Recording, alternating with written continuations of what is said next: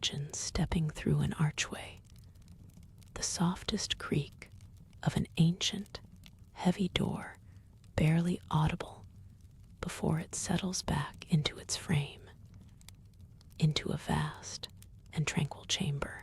This is the trophy room, a hallowed vault of Hogwarts' illustrious history, now bathed in the profound hush of midnight. Feel the cool, still air on your skin, a refreshing, almost crystalline sensation compared to the ambient warmth of the preceding corridors. Let your shoulders soften, release any tension you might be holding, and absorb the deep, pervasive silence that cradles this space. There are no echoing footsteps here, no distant chatter of house elves, just the deep, comforting quiet of a truly sleeping castle. Your gaze begins to drift leisurely across the expansive space, drawn by the soft, ethereal gleam emanating from countless polished surfaces. Each shimmer is a tiny, welcoming beacon of forgotten glory, a silent testament to triumphs long past, inviting you further into the quiet reverence of this magical archive. Allow your eyelids to grow wonderfully heavy, gently exploring the first faint glints of silver and gold that subtly catch your eye in the gentle, enveloping darkness. Take another slow, deep breath, letting the peaceful atmosphere settle deep within you as your eyes gently adjust more fully to the muted, shifting light. The true splendor of the room begins its slow, unhurried unfoldment. Towering display cases, crafted from the darkest, richest wood, line the ancient stone walls, stretching up towards the vaulted ceiling.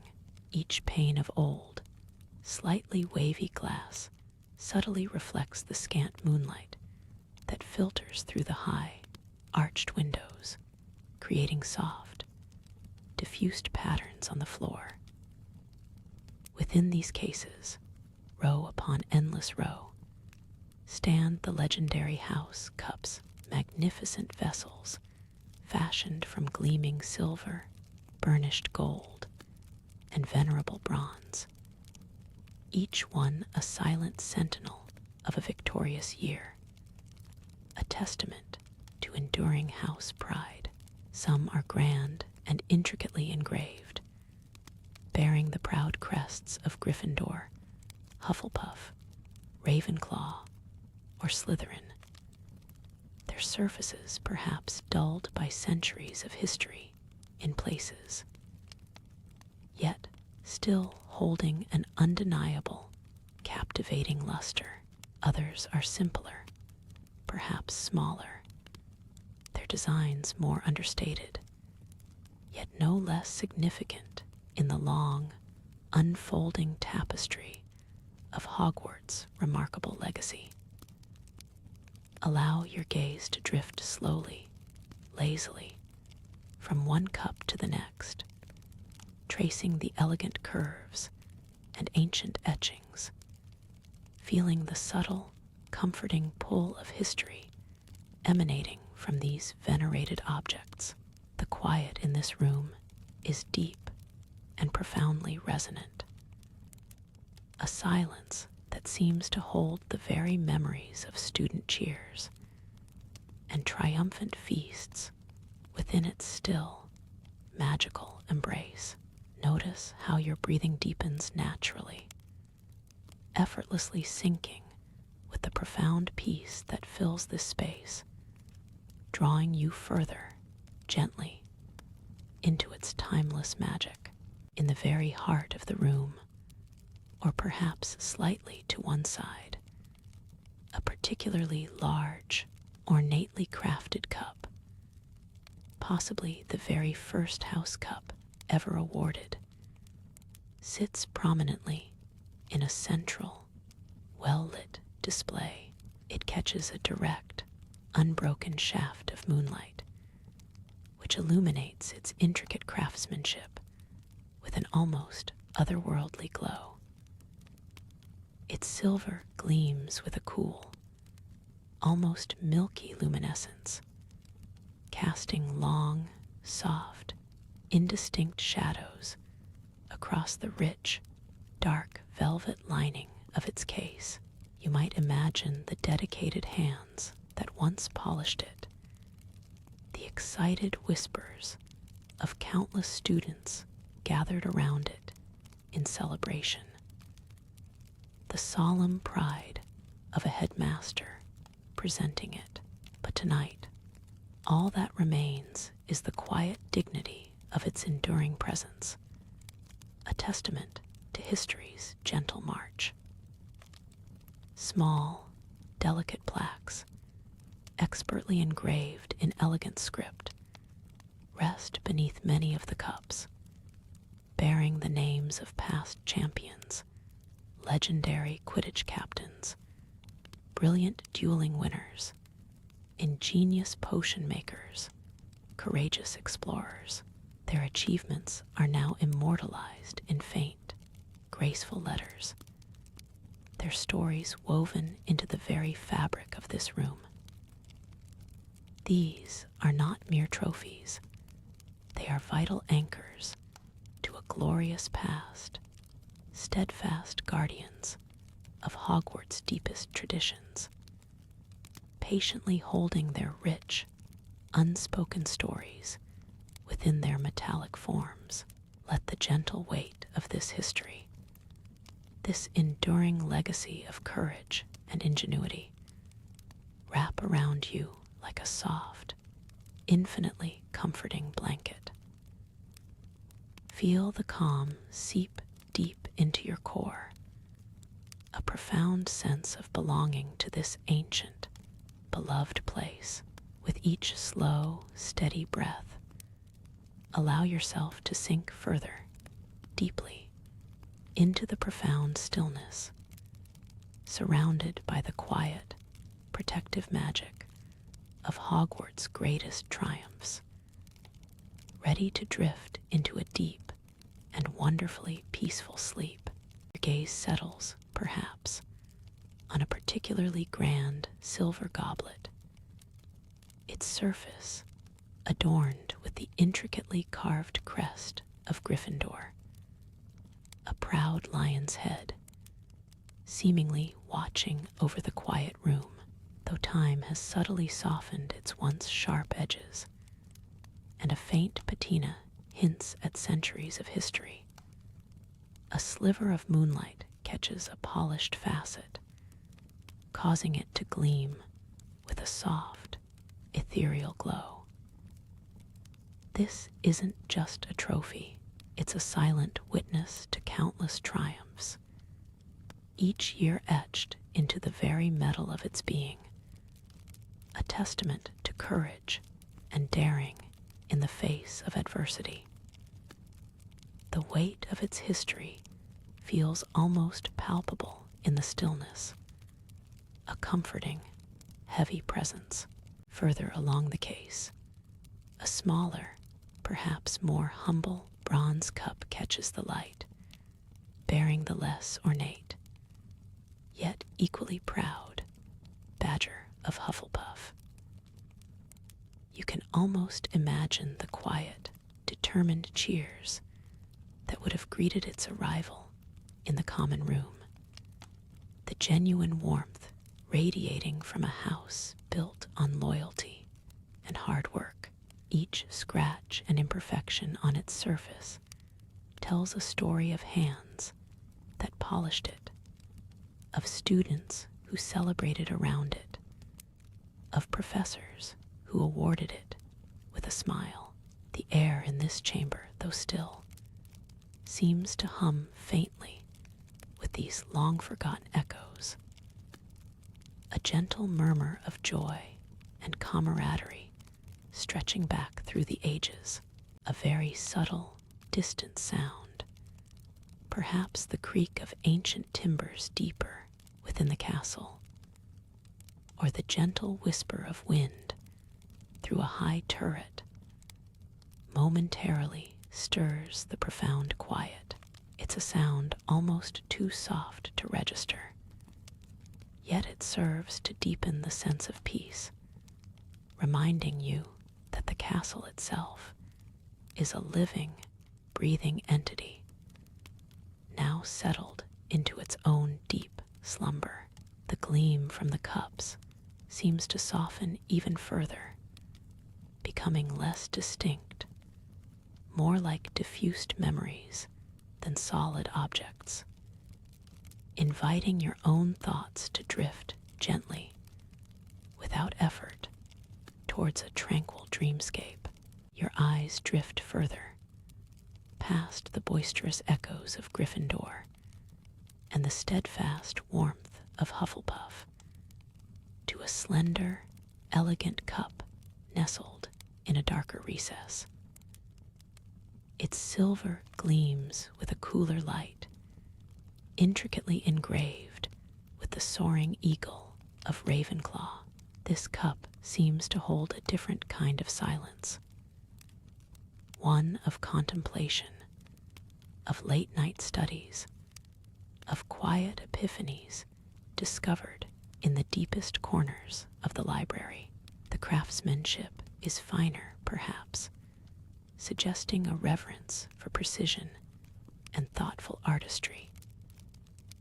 You can almost feel the gentle hum of clever minds, the quiet thrill of unraveling ancient riddles, and the serene joy of knowledge well earned, all subtly woven into the very metal of this graceful artifact.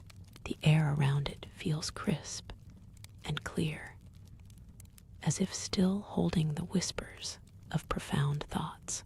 Across the polished floor, within another glass case, a heavier, more ornate chalice commands attention. Its darker metal, perhaps a blend of pewter and silver, reflects the ambient light with a deeper, more profound luster, bearing the distinctive serpent crest of Slytherin. This cup emanates a quiet, almost watchful power, a silent testament to ambition and resourcefulness. The lines of its design are bold, assertive, hinting at strategies carefully laid and victories meticulously planned. It's a cup that speaks of quiet determination, of hidden strengths, and of the enduring legacy of those who forge their own path.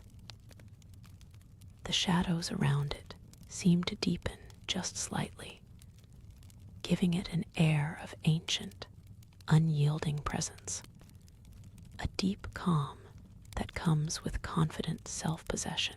And so, the four houses stand in silent vigil, each cup a vessel not just of victory, but of character, of dreams, and of the countless students who have passed through these hallowed halls. The moonbeams have shifted, now bathing a different section of the room in their ethereal glow, highlighting a collection of smaller, less prominent awards, Quidditch medallions, prefect badges, academic achievement scrolls preserved under glass, each one a tiny testament to individual effort and shared triumph. The collective quiet in this room deepens further, a rich tapestry woven from centuries of ambition, courage, loyalty, and wisdom, settling around you like a soft, invisible blanket. It's a silence that truly embraces, allowing your own thoughts to quiet and gently dissolve into the deep, calming history of Hogwarts. Beyond these grand house cups, the room blossoms into a constellation of countless smaller trophies, each one a testament to a fleeting triumph or a long-forgotten skill. Quidditch cups with tiny broomstick figures, gleaming silver plaques for potion-making excellence, intricate statuettes commemorating spell-casting duels. They stretch along shelves and fill smaller cases, an endless tapestry of student achievements. Their collective gleam, though less intense than the main house cups, creates a soft, diffused light that seems to hover in the air, a gentle aura of quiet accomplishment. It's a subtle symphony of silver and gold, murmuring of every small victory and every diligent effort, a comforting presence in the vast stillness of the night. A profound quiet settles in, broken only by the faintest creak of ancient timber deep within the castle's walls, or perhaps the distant hoot of an owl from the forbidden forest. This silence isn't empty, but full, imbued with the echoes of centuries, a deep, restful stillness that holds the very breath of Hogwarts. As your eyes adjust to the soft glow, you might notice slender beams of moonlight, cool and silvery, piercing through the high arched windows. In these ethereal shafts of light, tiny motes of dust, like miniature constellations, slowly dance and drift, sparkling briefly before vanishing into the shadows. A silent ballet that underscores the deep tranquility of the room. Each trophy, whether grand or modest, rests securely within its polished glass case, the smooth surfaces reflecting the soft light in myriad ways. The glass acts as a silent guardian, preserving the achievements within, yet also allowing you a clear view into their past. As your gaze drifts from one reflection to another, you can almost feel the gentle hum of enchantment that permeates the very air of this room. Not a loud, overt magic, but a subtle, lingering warmth, a faint echo of every spell cast, every potion brewed, every point won. It's a comforting, almost tangible sense of the castle's living history, cradling you in its quiet embrace. The ethereal shafts of moonlight, now more defined, didn't just illuminate the dancing dust motes. They caressed the polished surfaces of the myriad trophies, drawing out subtle, shifting glimmers. Each faint sparkle, each fleeting reflection on silver and gold, seemed to breathe a tiny, silent sigh of its own. A whispered echo of the light's journey from the distant moon to these quiet halls. This interplay of light and polished metal created an illusion of movement, a slow, gentle undulation across the shelves, as if the room itself was softly breathing, a living testament to time and triumph. It was a sight that invited the gaze to linger, to follow the ephemeral paths of light as they traced the contours of centuries-old craftsmanship, a silent invitation to contemplation in the heart of the sleeping castle. The entire chamber felt like a single, immense jewel box, catching the dim external light, and transforming it into an internal, subdued radiance, painting the silence with subtle, shimmering hues. As your gaze drifts along this shimmering panorama, it might alight upon a peculiar trophy nestled among the more conventional cups and shields. It's an antique hourglass, its silver frame intricately filigreed with twisting vines and tiny, stylized dragons, the glass within dulled by age, but still holding the faintest traces of fine, silvery sand. This isn't a trophy for speed or strength, but perhaps for patience, for meticulous study, or for the mastery of ancient, time-consuming enchantments. It stands apart, a quiet sentinel, suggesting a different kind of victory, one measured not in swiftness, but in enduring dedication. The moonlight catches its worn silver, making the filigree glow with a soft, internal light, as if the old magic woven into its design still hums faintly.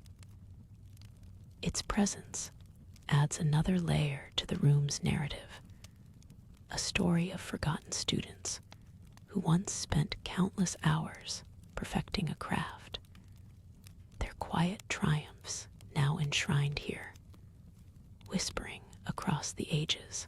Each trophy, from the grand house cups to this humble, forgotten hourglass, contributes to the room's profound sense of accumulated time.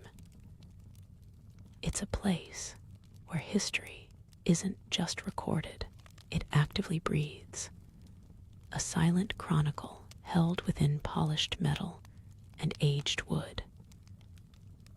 The very air feels thick with echoes of countless footsteps, whispered spells, and the rustle of robes from generations past.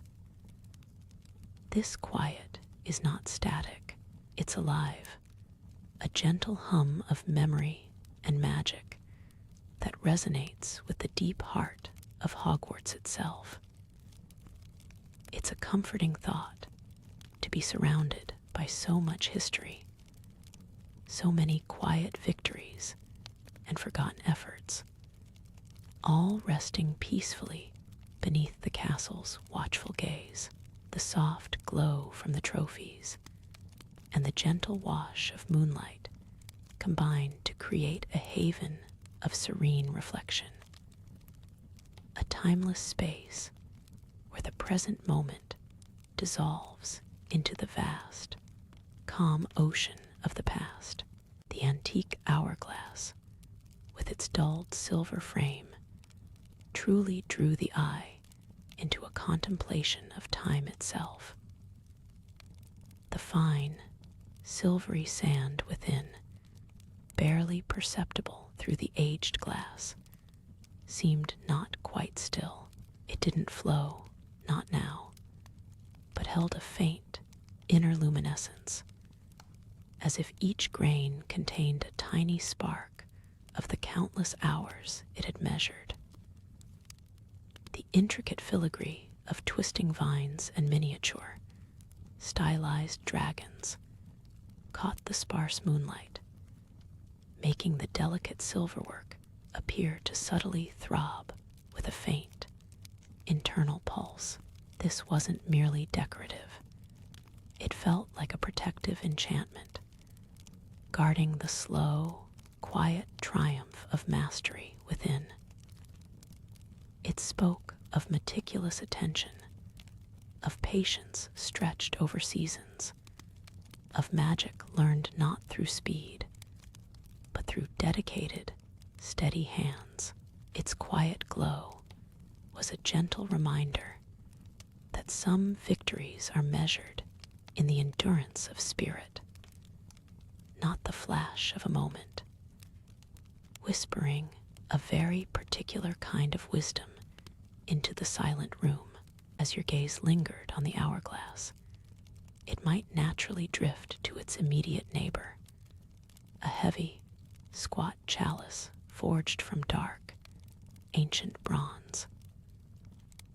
Unlike the gleaming silver and gold of many house cups, this one held a deep, earthy hue, its surface bearing the subtle, textured patina of centuries. It wasn't polished to a brilliant sheen, but rather embraced its history, showing the gentle wear of countless hands, and perhaps even the faint, almost imperceptible indentations of forgotten celebrations or bumps in its long journey to this shelf. The moonlight, instead of reflecting brightly, was absorbed into its dark depths, creating soft, shadowed contours that made it seem even older, more grounded. This chalice was a testament to robust, perhaps less glamorous, but undeniably enduring victories. It suggested a tale of resilience, of steadfastness, holding its own quiet dignity amidst the more flamboyant displays of triumph. A stalwart presence next to the delicate measure of time.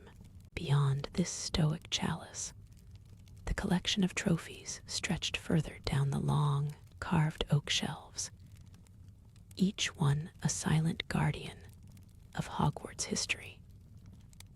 Here, a tall, slender goblet of polished pewter stood beside a wider, shallower bowl of glittering, almost liquid-looking gold. Further still, a small, unassuming wooden plaque, etched with faint, arcane symbols, nestled between two much grander silver shields. The moonlight, ever the gentle painter, diffused across this varied array, highlighting the unique textures and finishes of each artifact. It didn't discriminate, but rather embraced every surface, from the smooth gleam of silver to the dull luster of ancient iron, to the subtle grain of old, enchanted wood. The entire shelf became a silent narrative, a tapestry woven from metal, wood, and time, each piece contributing its own unique thread to the hushed story of dedication and achievement that filled the peaceful, sleeping trophy room. Moving from the ancient bronze chalice, your gaze would naturally flow to the array of triumphs surrounding it. Here, the shelf began to shimmer with more familiar gleam, a constellation of silver and gold house cups, each standing sentinel in its allocated spot. They were taller, more ornate, their polished surfaces reflecting the faint moonlight in soft, muted flares, like distant stars brought down to earth. These were the cups that spoke of recent victories, of cheers echoing in the great hall, their brilliance a counterpoint to the bronze's deep, quiet resilience, yet all bound by the same enduring stone of Hogwarts. One particular cup, taller than the rest, and forged from what appeared to be pure silver, caught the eye. Its form was elegant, tapering gracefully from a wide base to a slender rim, and its entire surface was intricately embossed, not with dragons or vines this time, but with the distinct, proud emblem of a badger, surrounded by delicate scrollwork, and the barely visible, faded dates of triumphs long past. It wasn't the brightest cup, nor the largest, but the subtle sheen of its silver softened by ages of respectful handling and moonlit contemplation, held a quiet pride, a testament to steady effort and unwavering loyalty, whispering tales of Hufflepuff's enduring spirit.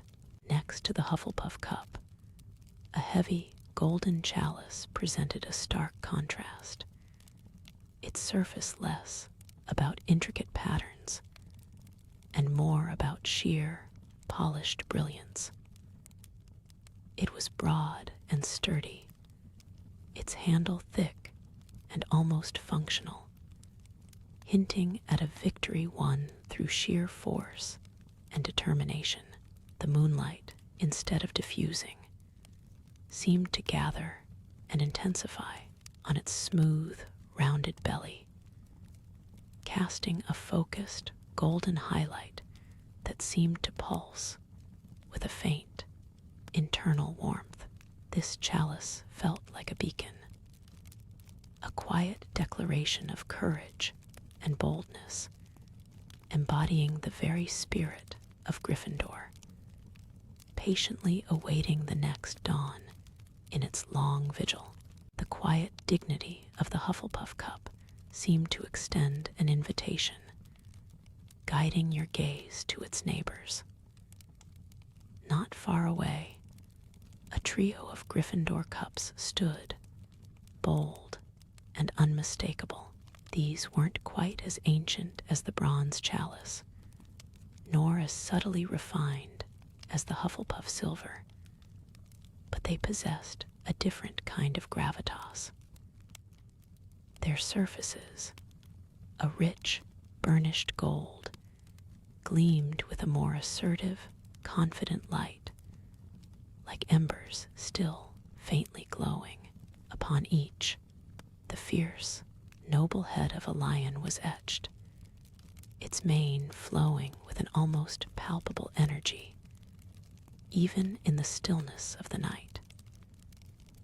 You could almost hear the distant echo of a roar, a cheer, the thrill of a hard-won Quidditch match, or a perfectly aced potions exam. Beyond the assertive gleam of the Gryffindor cups, the shelves continued, stretching into the muted depths of the room. Here, silver Ravenclaw cups caught the light with a cooler, more intellectual sheen, their surfaces often etched with wise eagles or intricate patterns reminiscent of ancient runes. Next to them, the Slytherin cups, crafted from a darker, almost emerald-hued metal, coiled with subtle serpentine designs, reflecting the moonlight with a deep, secretive luster. It was a kaleidoscope of triumphs, each house represented, each era accounted for. The sheer volume was astonishing, a silent army of victories lined up in meticulous order, stretching back further than living memory could reach. Dust motes, tiny specks of forgotten time, danced lazily in the slivers of moonlight that pierced the high, arched windows, turning the quiet air itself into a slow, shimmering river. The faint, sweet scent of old wood and polished metal, mixed with the almost imperceptible coolness of ancient stone, hung gently in the air, creating a truly unique aroma that spoke of centuries of silent guardianship. Beyond the stately rows of house cups, the shelves branched out into a myriad of other forms of recognition. Smaller, more personal trophies caught the eye, delicate silver medals with intricate engravings, some tarnished to a soft gray, others still glinting brightly. There were polished wooden plaques commemorating academic achievements, their carved letters softened by time, and miniature quills rendered in bronze, perhaps awarded for excellence in charms or transfiguration. Each one, no matter its size or material, held its own silent story, a testament to a fleeting moment of triumph captured for eternity. The moonlight, now a little brighter, found purchase on a particularly ornate golden locket, hanging from a slender chain draped over a small, velvet-lined stand. It pulsed with a faint, almost imperceptible warmth, a tiny, self-contained beacon amidst the cooler gleam of the metal. This small, unexpected detail suggested a personal honor, perhaps even a family heirloom, bestowed for an act of courage or scholarship long ago, hinting at the vast, untold histories nestled within these quiet walls. Further along, a different section of the room seemed dedicated to the more adventurous pursuits. Here, a small, worn leather Quidditch ball, surprisingly light even in its stillness, rested on a cushioned pedestal, its stitching almost entirely faded, bearing witness to countless forgotten games. Beside it, a silver plaque listed names long since lost to the ages, each one a seeker, a chaser, a keeper, their triumphs etched into the cool metal. The air here felt subtly different, carrying a faint, earthy scent of old leather, a memory of brisk autumn air on the Quidditch pitch, layered over the pervasive aroma of ancient stone. It was a silent testament to the raw energy and competitive spirit that once filled the castle grounds, now preserved in this tranquil space, a quiet echo of cheers and broomsticks whistling through the air as your gaze continued to drift across the vast collection. The faintest whisper of a breeze seemed to stir, not from an open window, but from within the room itself, a subtle shift in the ancient air. It was barely perceptible, carrying with it a fleeting, almost imagined scent of parchment and ink, as if the very stories held within the trophies were sighing softly.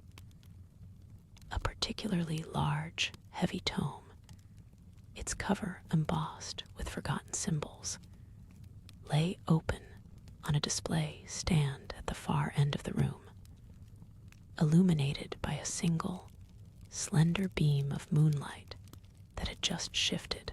The moonbeam seemed to linger on a detailed, hand-drawn map of Hogwarts, visible on one of its pages, revealing secret passages and forgotten nooks.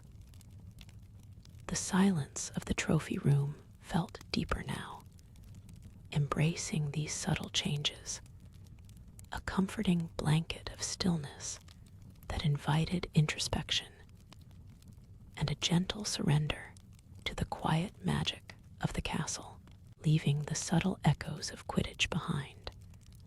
The soft path of moonlight led further into the room, past rows of glass display cases housing curious little trinkets, rusted dueling helmets no larger than a child's fist, miniature cauldrons awarded for potion-making prowess, and even a tarnished silver snitch, its wings folded tight, forever captured in a moment of stillness. Each item, though small, hummed with a quiet energy, a testament to countless forgotten victories and academic triumphs. But then, the moonlight opened onto a grander spectacle, the true heart of the trophy room. Here, standing tall and proud on velvet-draped pedestals, were the magnificent house cups. They weren't merely large, they were imposing, sculpted from solid gold and silver, reaching towards the high, vaulted ceiling.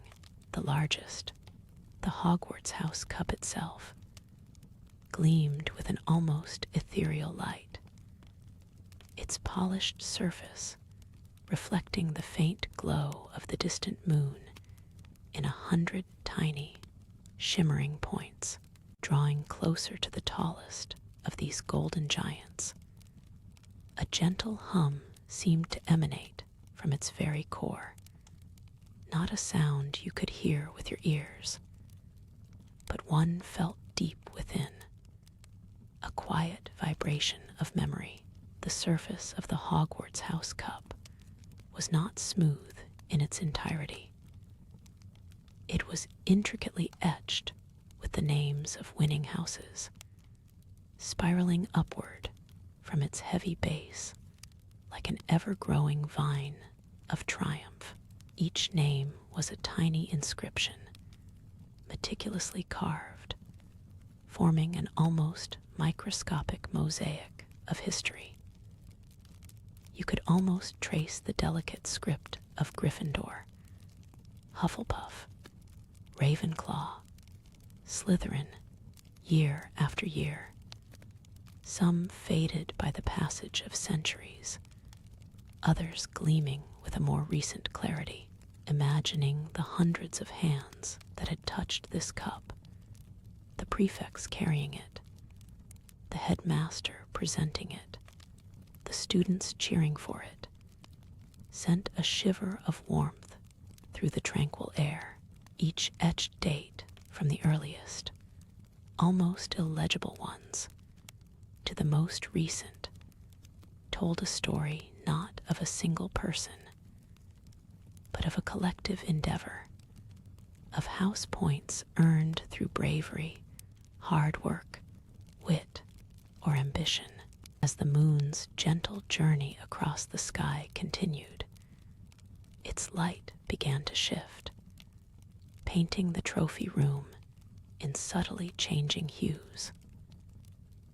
What was once a bright, direct gleam on the Hogwarts House Cup now softened, diffusing across the room to illuminate other treasures. The shadows lengthened and danced, playing hide-and-seek among the pedestals and display cases, transforming familiar shapes into fleeting phantoms. A quiet creak from the ancient floorboards, or perhaps a sigh from the very stones of the castle, rippled through the stillness, a gentle reminder of the building's immense age and its living, breathing presence. The air itself seemed to grow cooler, carrying a faint, sweet scent of parchment and aged wood from an unseen corner, blending with the pervasive aroma of old stone. It felt as though the castle, having shared its stories through the gleaming artifacts, was now settling deeper into its own slumber, its memories slowly receding into the quiet depths of the night. Moving beyond the towering house cups, the moonlight revealed countless smaller treasures lining the shelves that stretched along the walls. Here were the more personal triumphs, the individual acts of brilliance and courage. Polished silver goblets, intricately engraved, stood beside tarnished bronze plaques, each one a silent testament to a forgotten duel won, a potion perfectly brewed, or a particularly challenging exam aced. A tiny, gleaming model of a golden snitch rested delicately on a velvet cushion, its wings poised as if about to take flight, hinting at a Quidditch victory long past. Nearby, a collection of medals, some gold, some silver, some with ribbons still faintly colored, hung proudly, their metallic surfaces catching the dim light in a scattered, subtle sparkle. Each item seemed to hold a whisper of its owner, a fleeting echo of their moment in the spotlight, forever preserved in the hushed embrace of the trophy room. They weren't as grand as the house cups, but their sheer number, their delicate craftsmanship, and the intimate stories they implied wove a richer, more varied tapestry of Hogwarts legacy. In this array of individual accolades, the silence itself became a presence. It was not an empty silence, but a profound, deep quiet, rich with the weight of centuries. The only sounds were the subtle, almost imperceptible exhalations of the ancient castle. A faint, distant whisper of wind through a high window, a soft sigh of ancient stone settling deeper into its foundations, perhaps the barest creak from a floorboard in a distant corridor. These were the gentle heartbeats of Hogwarts, so subtle they only served to deepen the stillness within the trophy room. It felt as though the trophies themselves, in their metallic and wooden repose, were listening, absorbing every hushed breath, every echo of the castle's slumber. Each polished surface seemed to hold not just a reflection, but also a fragment of this tranquil night, a mirror to the pervasive peace that had settled over the school. The air, cool and still, carried the faintest scent of old parchment and polished metal, a comforting aroma that deepened the feeling of being truly inside the castle's quiet, magical core. As the moon continued its slow journey across the sky, its beam shifted, revealing new textures and forms among the myriad awards. A silver shield, previously shrouded in shadow, now caught the light, its embossed Gryffindor lion gleaming with unexpected ferocity, despite its stillness. The worn leather binding of an ancient spellbook, awarded for academic excellence, showed its intricate tooling under the gentle illumination, each groove and ridge telling a tactile story. Further along, a dusty, ornate telescope presented to a talented astrologer reflected tiny points of light from its brass components, hinting at countless starry nights spent gazing at the cosmos. Even the polished wood of a display case, containing a collection of small, shimmering potions vials, showed a subtle grain, warmed by the moonlight. This shifting light transformed the familiar into the newly seen, inviting a closer, more patient gaze at the layers of history held within each object, each one contributing to the overall gentle hum of the trophy room's deep, quiet magic. The subtle aroma of parchment and metal deepened as the focus of the quiet room shifted to the magnificent house cups.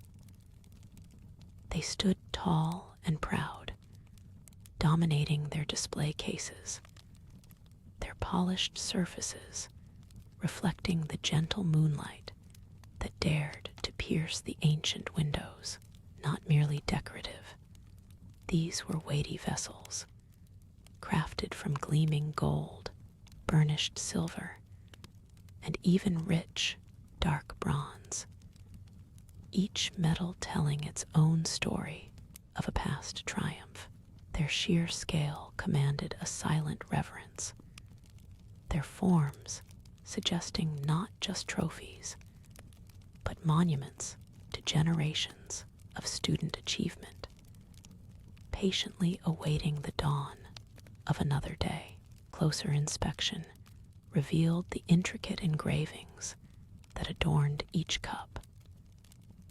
Tiny, elegant script detailed the years of victory, stretching back through centuries.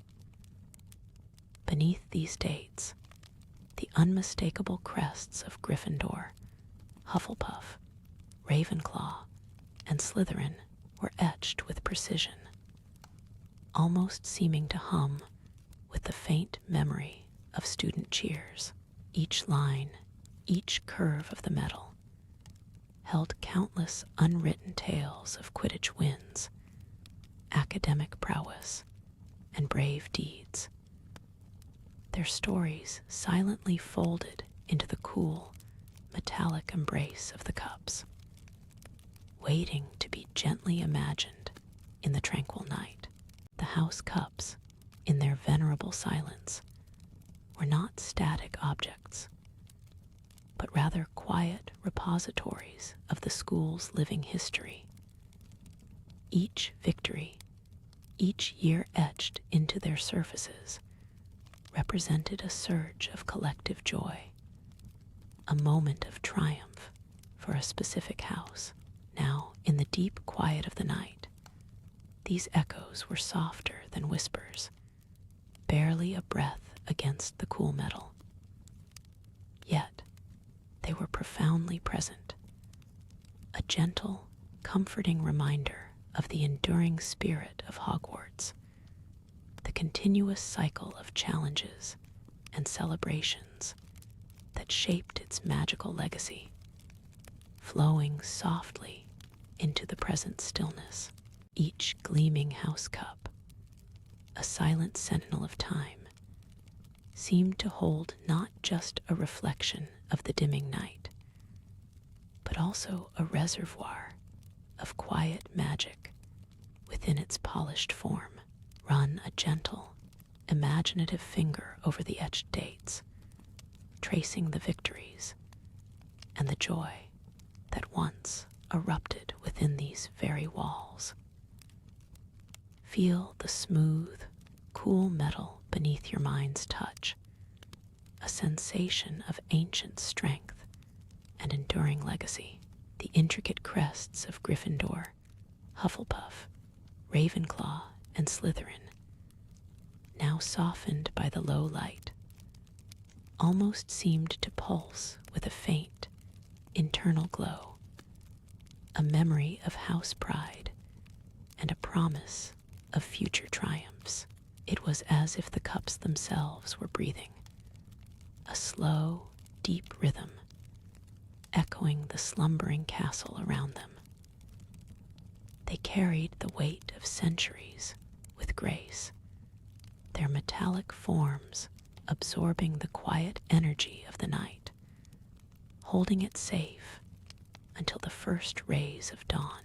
This stillness was not empty, but rich, filled with the unseen currents of magic that flowed through Hogwarts, weaving through the very dust motes, dancing in the last slivers of moonlight. Each cup, from the grandest golden chalice to the most humble bronze shield, contributed to this profound sense of peace, a collective sigh of contentment from the heart of the school.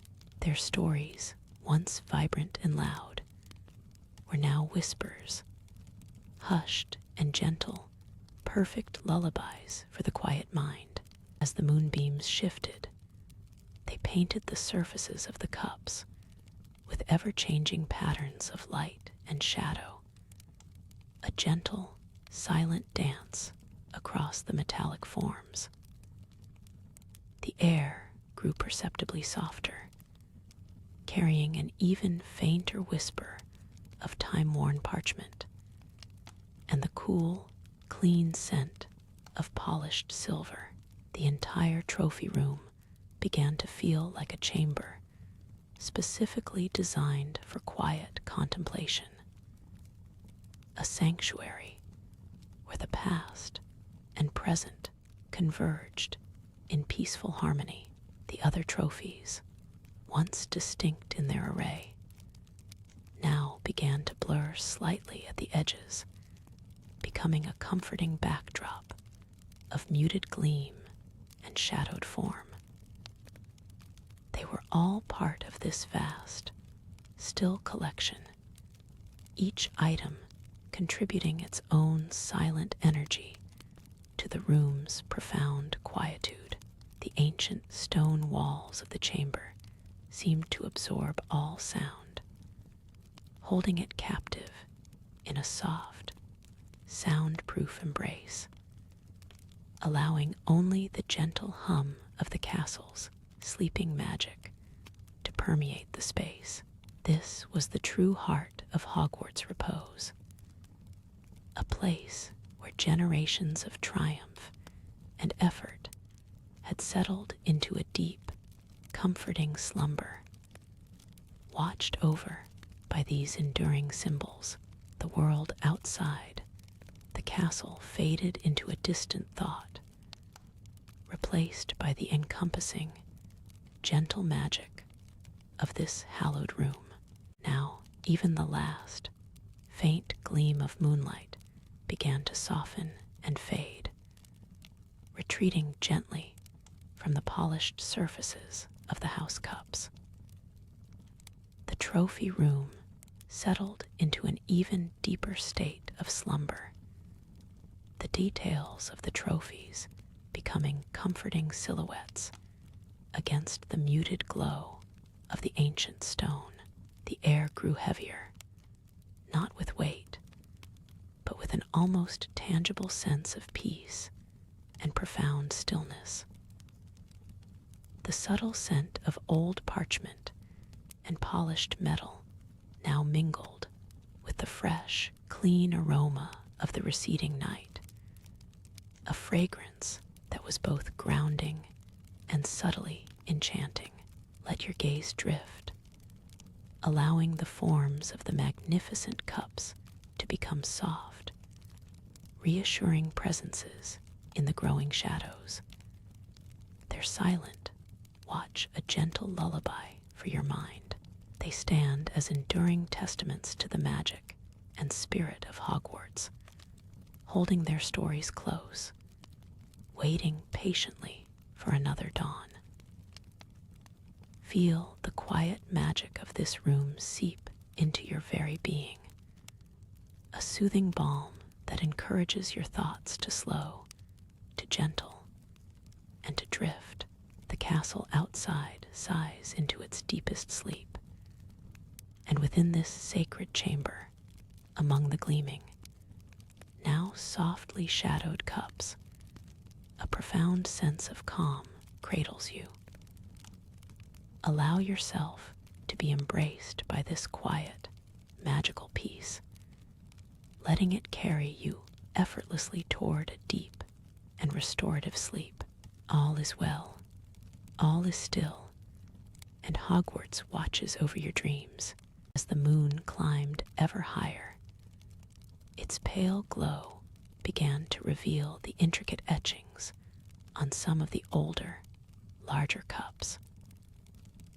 Tiny, almost forgotten symbols of magical creatures, ancient runes signifying bravery or wisdom, and the faded crests of long-past families seemed to emerge from the polished surfaces. Each miniature detail was a forgotten footnote in Hogwarts' expansive history, visible only to the patient eye in this deep quietude. The air itself seemed to slow, almost thickening with the weight of centuries of stored memories, creating a sense of timelessness where the past was not gone, but merely slumbering just beneath the surface of the present moment. A soft, almost imperceptible warmth radiated from the larger trophies, not a heat, but a comforting presence, as if the magic within them was gently breathing, in time with the slow, deep pulse of the sleeping castle. This subtle emanation wove itself into the cool stone of the walls, making the entire chamber feel like a living, sentient entity, slowly dreaming through the long night. Beyond the Quidditch cups, the moonlight now stretched to encompass the more formal house point hourglasses, standing tall and majestic in their corner. Though their precious gems, rubies for Gryffindor, emeralds for Slytherin, sapphires for Ravenclaw, and diamonds for Hufflepuff, were usually vibrant, reflecting the sunlight in a dazzling display. Tonight they held a subdued, almost internal glow. Each jewel seemed to pulse with a faint, deep light, like a sleeping heart, silently accounting for the academic achievements and daily acts of kindness, courage, wisdom, and loyalty that formed the very bedrock of Hogwarts life. The gentle shimmer from the rubies was like a warm, distant ember, while the emeralds held the cool, deep green of a hidden forest. The sapphires offered a tranquil, sky-like expanse, and the diamonds sparkled with a soft, ethereal light, like frost-catching starlight.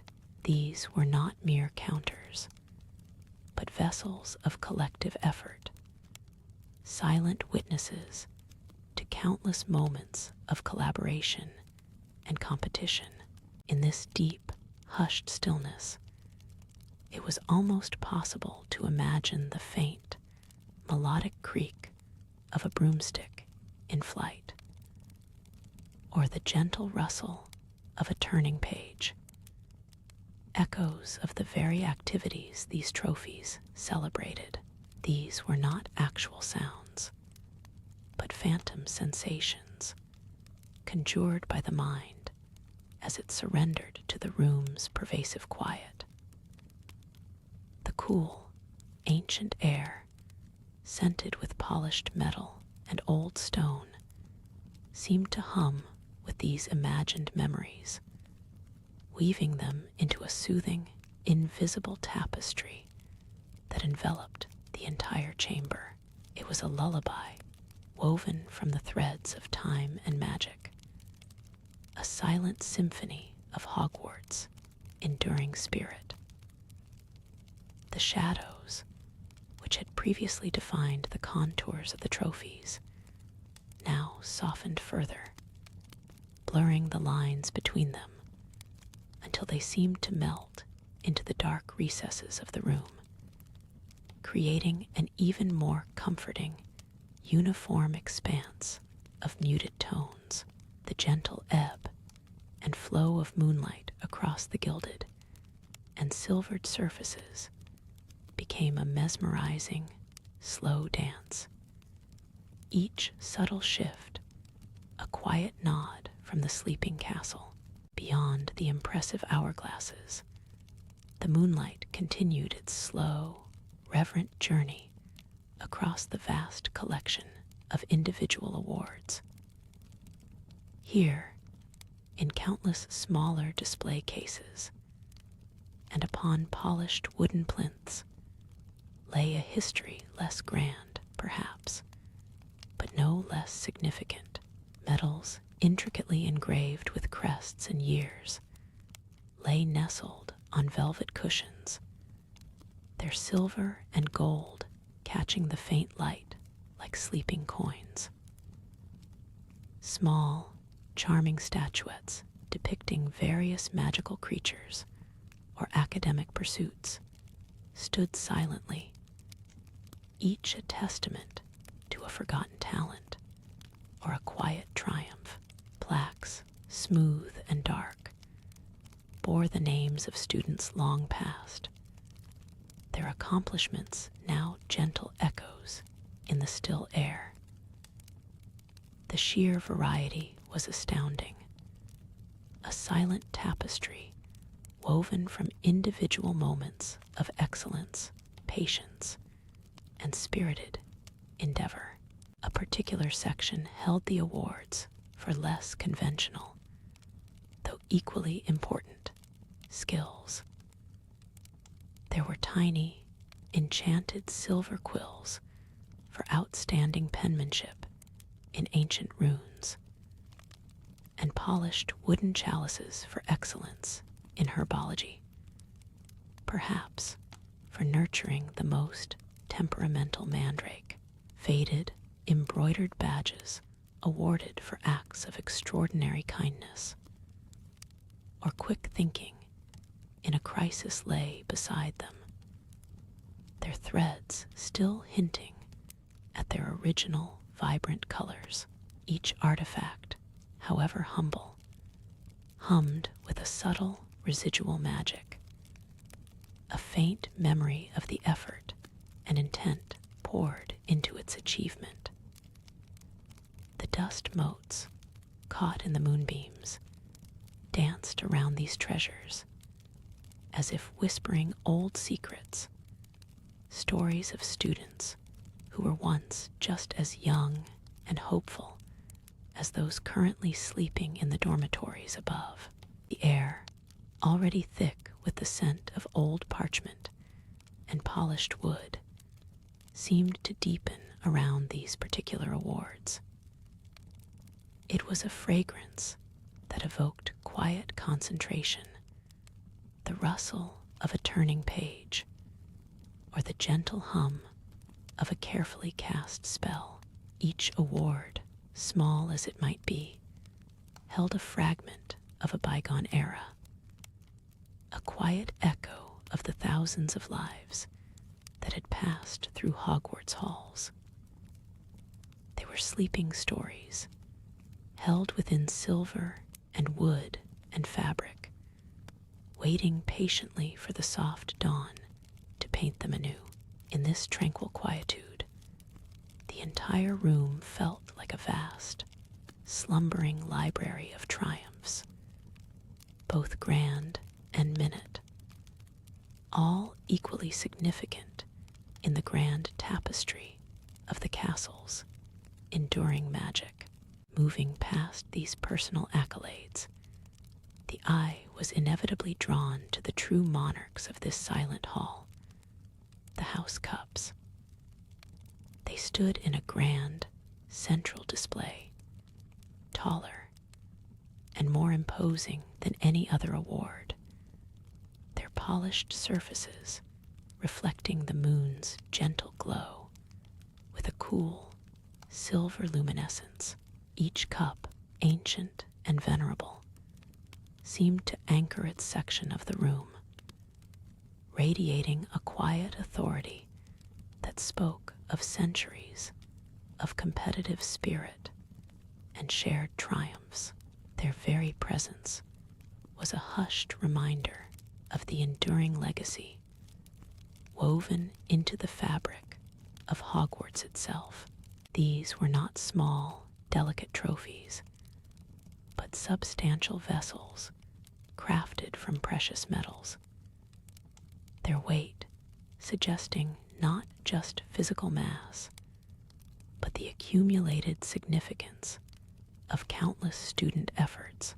Gold, silver, and burnished bronze gleamed softly, each surface intricately engraved with the crests of the 4 houses, year after year etched in elegant script, climbing ever upwards. Some sections of the engravings were worn smooth by time, a testament to the passage of generations, while others remained crisp, detailing more recent victories. A faint patina of age lent them an even deeper dignity, a soft sheen that seemed to absorb and reflect the calm of the night.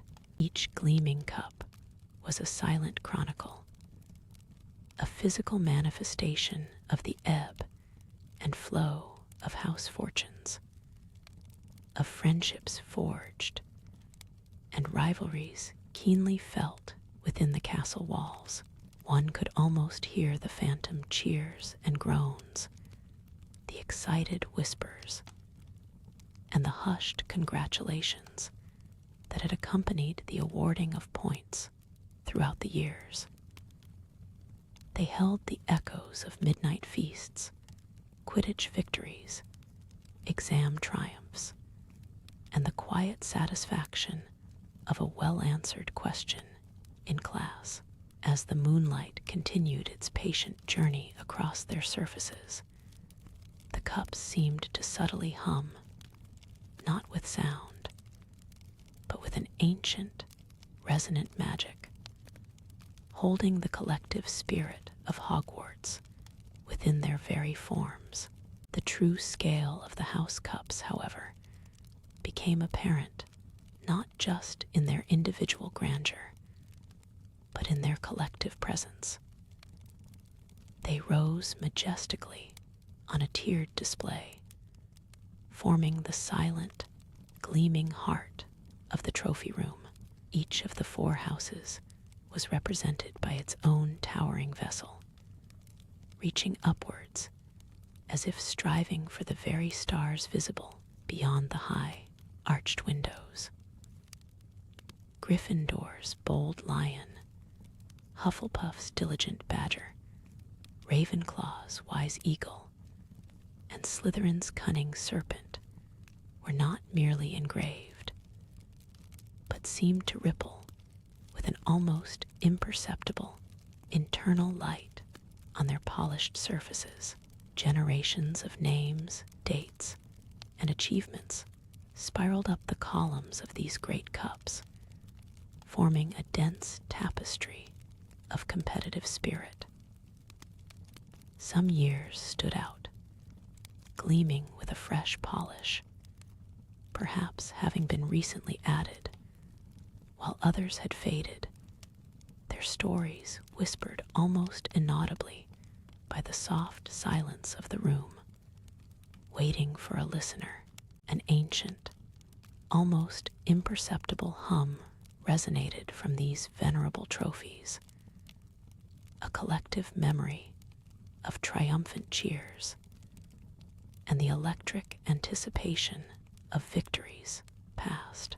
It was not a sound one could truly hear, but rather a sensation, a gentle thrum against the quiet air, like the lingering echo of thousands of young voices celebrating. This subtle magic, woven into the very metal of the cups, spoke of the boundless joy, the deep friendships, and the healthy rivalries that had defined school life for centuries.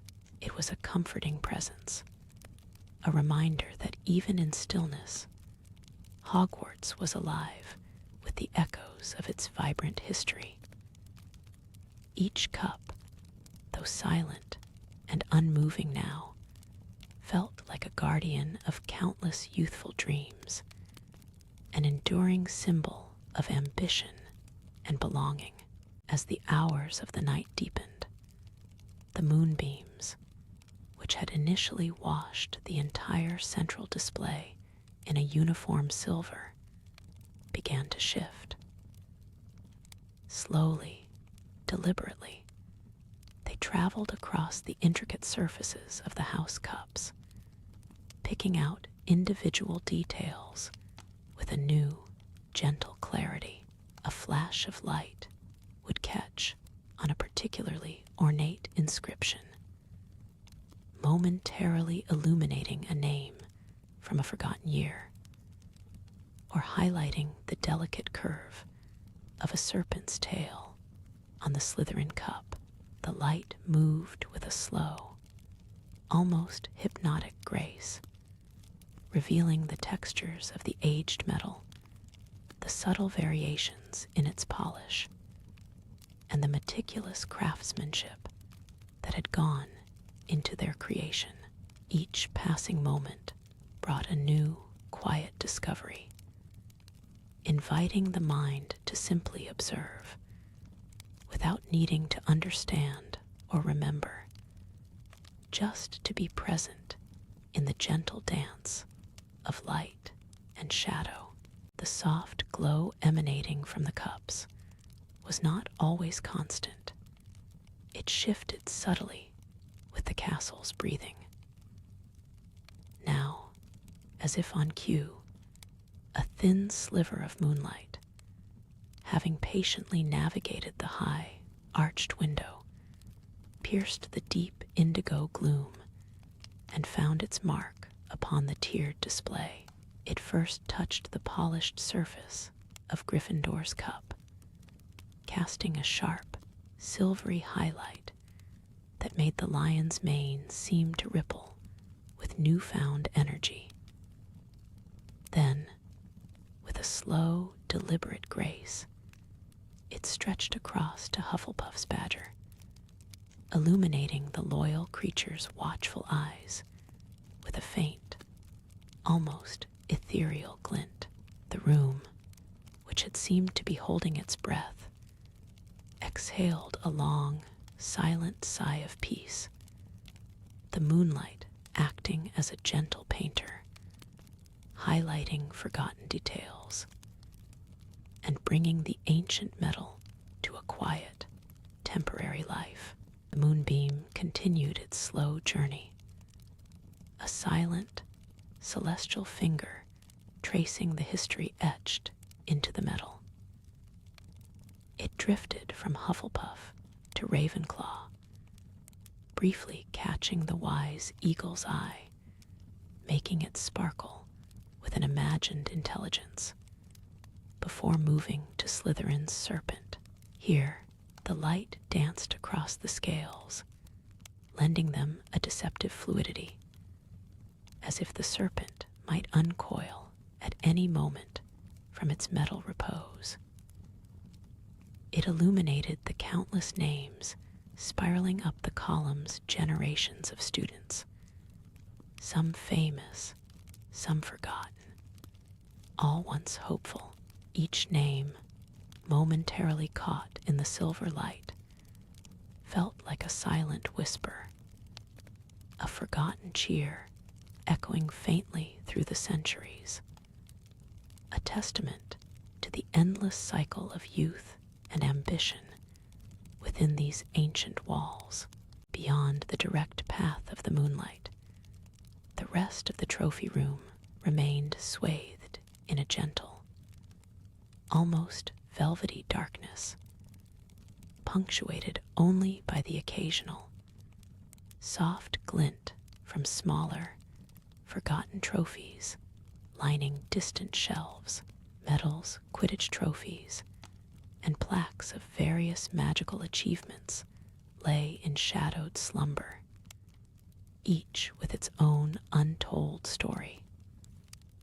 The air itself seemed to hum with this collective memory, not a sound, but a palpable density of time, achievements, and forgotten laughter. It was a perfect, peaceful stillness, where the castle seemed to breathe around these silent guardians of its past, inviting a deep sense of calm, a quiet reverence for the passage of time and the enduring spirit of Hogwarts. The moonbeam, now a silken ribbon of light, stretched with deliberate slowness across the polished flagstones of the trophy room floor. It created transient, shimmering pools where dust motes, otherwise unseen, danced like tiny, forgotten stars. each subtle shift in the castle's weight, each imperceptible settling of ancient stone, seemed to guide the light, urging it onward. It was as if the room itself, a vast, quiet keeper of memories, was gently turning the pages of its own long, illustrious history, using the moonlight as a luminous finger to highlight its most cherished passages. The very air felt thick with untold tales, a gentle hum of past glories vibrating softly in the deep quiet.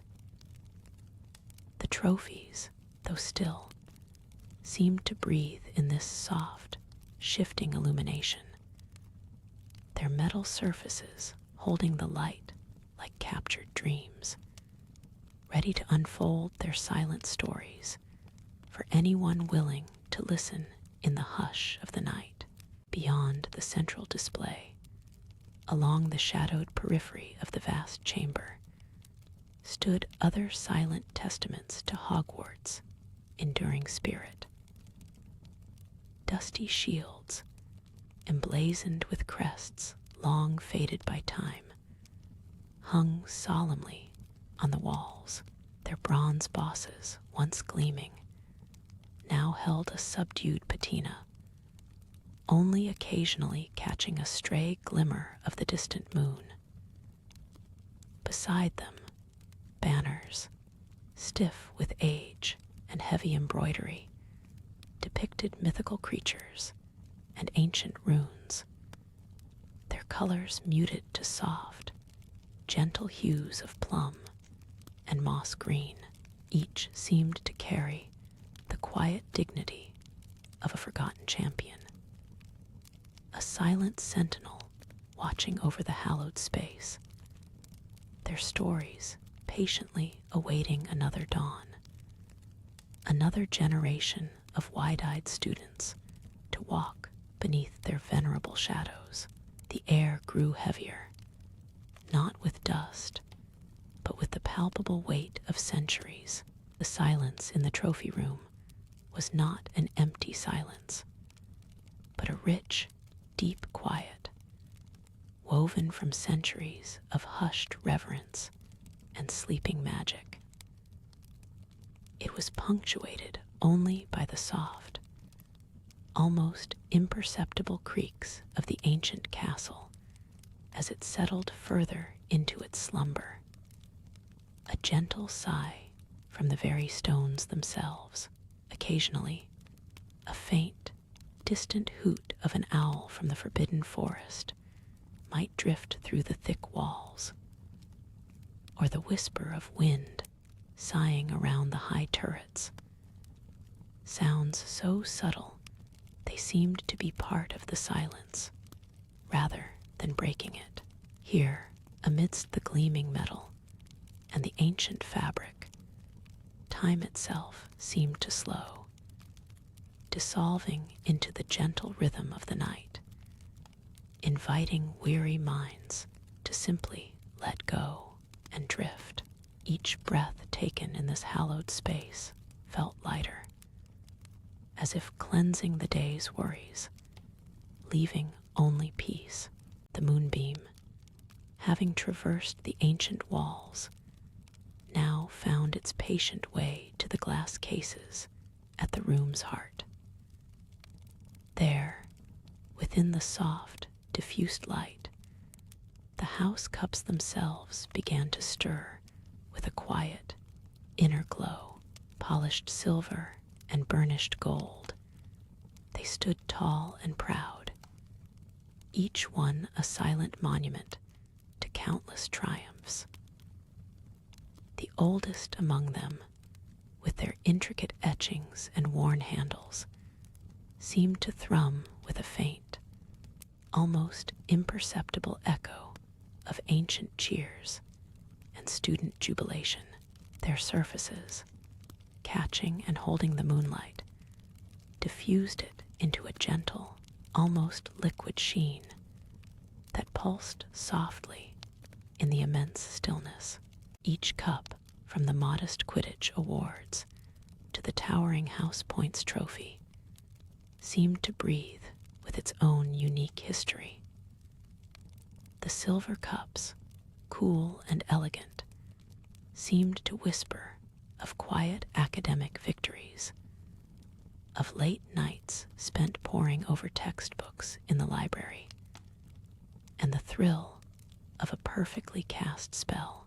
The golden ones, warmer in their metallic gleam, might recall the triumphant roar of a crowd in the Quidditch stands, the exhilaration of a hard-won match, or the quiet courage found in facing down a boggart. Together, they formed a shimmering constellation of past glories, each reflecting a tiny piece of Hogwarts' vast, unfolding narrative. The light continued its slow, graceful journey, now tracing the delicate curves of a particularly ancient-looking cup, its silver tarnished in places, but still holding a profound inner radiance. It was as if time itself had polished it, not with friction, but with the quiet weight of countless years. A faint, almost musical hum seemed to emanate from the cases, a gentle resonance of magic long settled, of dreams achieved, and hopes fulfilled. The entire room seemed to settle deeper into its nocturnal slumber, cradled by the silent vigil of these storied treasures. Upon closer contemplation, the house cups weren't merely metallic forms, they were vessels of memory, each bearing a unique narrative etched onto its surface. The moonlight, now a tender artist, seemed to trace the delicate filigree of an ancient silver goblet, revealing a name, almost entirely worn away by the passage of centuries. Alina Vance, outstanding achievement in charms, 1782. The inscription was so faint, it seemed to exist solely in the mind's eye, a quiet whisper across the vast expanse of time. One could almost picture Alina, perhaps a studious Ravenclaw, her brow furrowed in concentration as she perfected a particularly complex levitation charm, her triumph quietly enshrined within this gleaming vessel. Beside it, a golden plaque on a heavier cup commemorated a Quidditch victory, its lettering bolder, more celebratory, yet equally hushed in the nocturnal stillness. Each name, whether prominent or nearly erased, contributed to the deep hum of history that resonated within the trophy room, a soft, comforting vibration beneath the polished gleam. The quiet examination continued, drawn by the subtle variations in their form. There were small, unassuming bronze statuettes, perhaps awarded for excellence in a less celebrated, yet equally vital magical discipline, like the art of mending charms or a particularly well-brewed calming draught. Their modesty belied the skill and dedication they represented, each one a testament to quiet perseverance. A nearby display held miniature Quidditch trophies, tiny golden snitches perched atop pedestals, their wings frozen mid-flight. These smaller awards, often overlooked in favor of the grander house cups, held a gentle charm, evoking images of young witches and wizards, perhaps just mastering their first broomstick flight, or catching their first snitch in a practice session. The air around them seemed to shimmer with these unspoken stories, a gentle echo of youthful ambition, and small, yet significant, victories, creating a sense of comforting familiarity. Beyond the gleaming cases, the room stretched into deeper shadows, where the ancient banners hung, as mentioned before, now seeming even more profound in the hushed light. The soft hues of plum and moss green appeared richer, absorbing the moonlight rather than reflecting it, creating a calming contrast to the metallics. The slight, almost imperceptible shift in the night air carried a faint, nostalgic scent, a subtle blend of old parchment, polished wood, and the faint, sweet essence of long-extinct magical dust. It was a fragrance that spoke of forgotten spells, whispered secrets, and countless generations of students who had walked these very floors. The massive oak display cabinets, unadorned and sturdy, stood like silent giants, their dark wood polished to a deep sheen that occasionally caught a stray glint of silver or gold from the distant trophies, grounding the room in its timeless, quiet dignity. The gaze drifted slowly from the modest statuettes and miniature Quidditch mementos, drawn irresistibly towards the colossal house cups that dominated the far wall. These were not mere trophies. They were silent monuments to centuries of house pride and countless student triumphs, rising like polished silver and gold mountains against the ancient stone. Moonlight, now a shade stronger, filtered through a high arched window, catching the faceted surfaces of the largest cup, causing it to shimmer with an almost liquid light.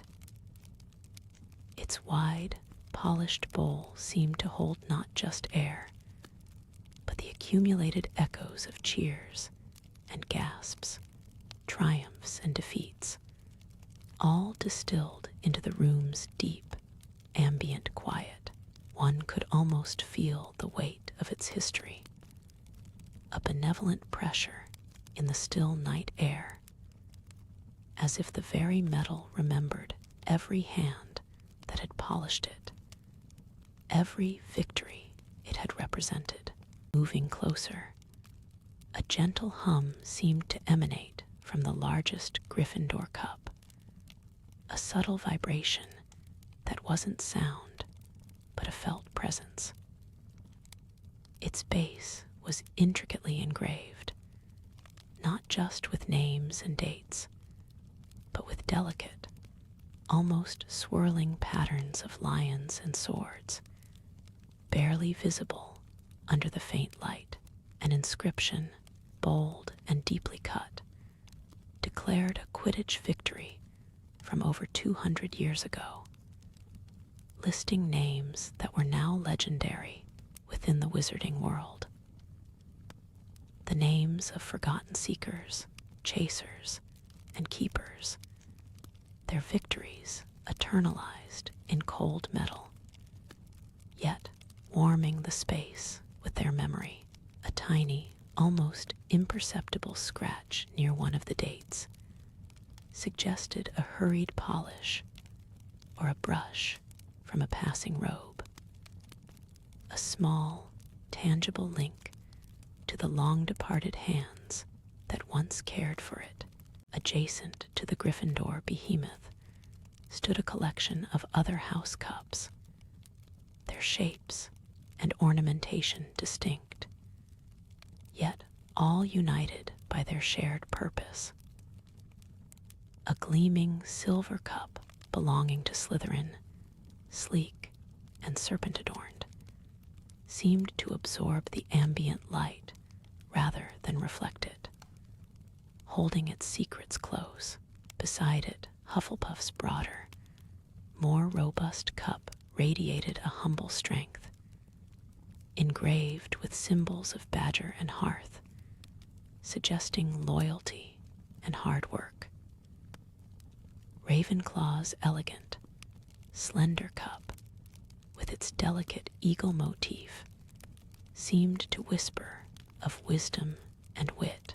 The faint glow from the hallway, perhaps a lingering torch, or a distant enchanted light, now added a soft, warm undertone to the silver moonlight, painting subtle hues across the varied metals. This blending of light highlighted the individual character of each house's symbol, woven into the tapestry of shared Hogwarts legacy. The gaze, lingering on the Gryffindor cup's ancient inscription, eventually drifted to its immediate neighbor, the towering Hufflepuff House Cup, where Gryffindor's surface spoke of bold adventure. The Hufflepuff Trophy offered a different kind of quiet dignity. Its silver gleamed with a softer, almost matte finish under the moonlight, less prone to sharp reflections, more like polished pewter. Delicate engravings of badger motifs and intricate patterns of wheat stalks wound around its base, telling silent stories of diligent effort and loyal friendships. One could almost feel the warm, earthy presence emanating from it, a comforting counterpoint to the more fiery spirit of its lion counterpart. A faint, sweet scent, perhaps of honey or blooming flowers, seemed to gently stir in the air nearby. Or perhaps it was just the mind filling the silence with fitting associations. Further along, the Ravenclaw House Cup stood with an elegant, almost ethereal presence. Unlike the robust Gryffindor or the grounded Hufflepuff, this cup seemed to be crafted from polished celestial silver, subtly reflecting the starlight filtering from the high window, giving it a cool, intelligent sheen. Its surface was adorned with swirling patterns reminiscent of ancient runes and complex constellations, and etched around its rim were tiny, almost imperceptible feathers, hinting at the wisdom of the eagle. The air around it felt crisp, almost invigorating, a quiet hum of thought and discovery. It was as if the very metal remembered every difficult question pondered, every ingenious solution found within the House of the Wise, adding another layer of silent history to the room's deep quiet. Finally, the Slytherin House Cup, furthest from the window's direct light, emerged from the shadows with a deep, almost obsidian gleam. Its polished surface seemed to absorb the ambient light rather than reflect it brightly, giving it a rich, dark allure. Intricate serpents coiled around its base and handle, their scales finely detailed, creating a sense of subtle power and ancient cunning. Engravings of forgotten Slytherin champions, their names etched in elegant, flowing script, spoke of ambition realized and victories fiercely won. The air around this particular cup felt stiller, deeper, holding a venerable silence that commanded respect. It was a testament to the diverse paths to greatness within Hogwarts, each house contributing its unique spirit to the castle's grand tapestry of history. Now, resting quietly under the watchful moonlight, further still, the gaze finally settled upon the Slytherin House Cup. It stood apart, not merely in its physical location on the shelf, but in the profound character etched into its very being, where its counterparts might outwardly radiate their essence. The Slytherin Cup seemed to absorb the ambient light, drawing it inward and holding it within its depths, rather than reflecting it brightly outward. Its silver was a deeper, almost obsidian hue in the low, filtering light, polished to a near-black mirror finish that whispered of ancient secrets and a quiet, unyielding determination. Subtly elegant serpentine engravings coiled with restrained power around its base and up its slender column, their individual scales catching the faintest hint of starlight with a fleeting, almost undetectable gleam.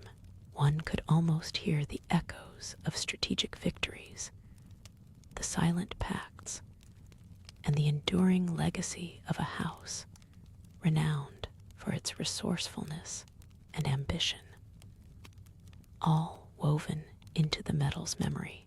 Moving gently beyond the 4 great house cups, the eye began to discern a constellation of other, lesser-known, but equally significant awards that filled the surrounding shelves.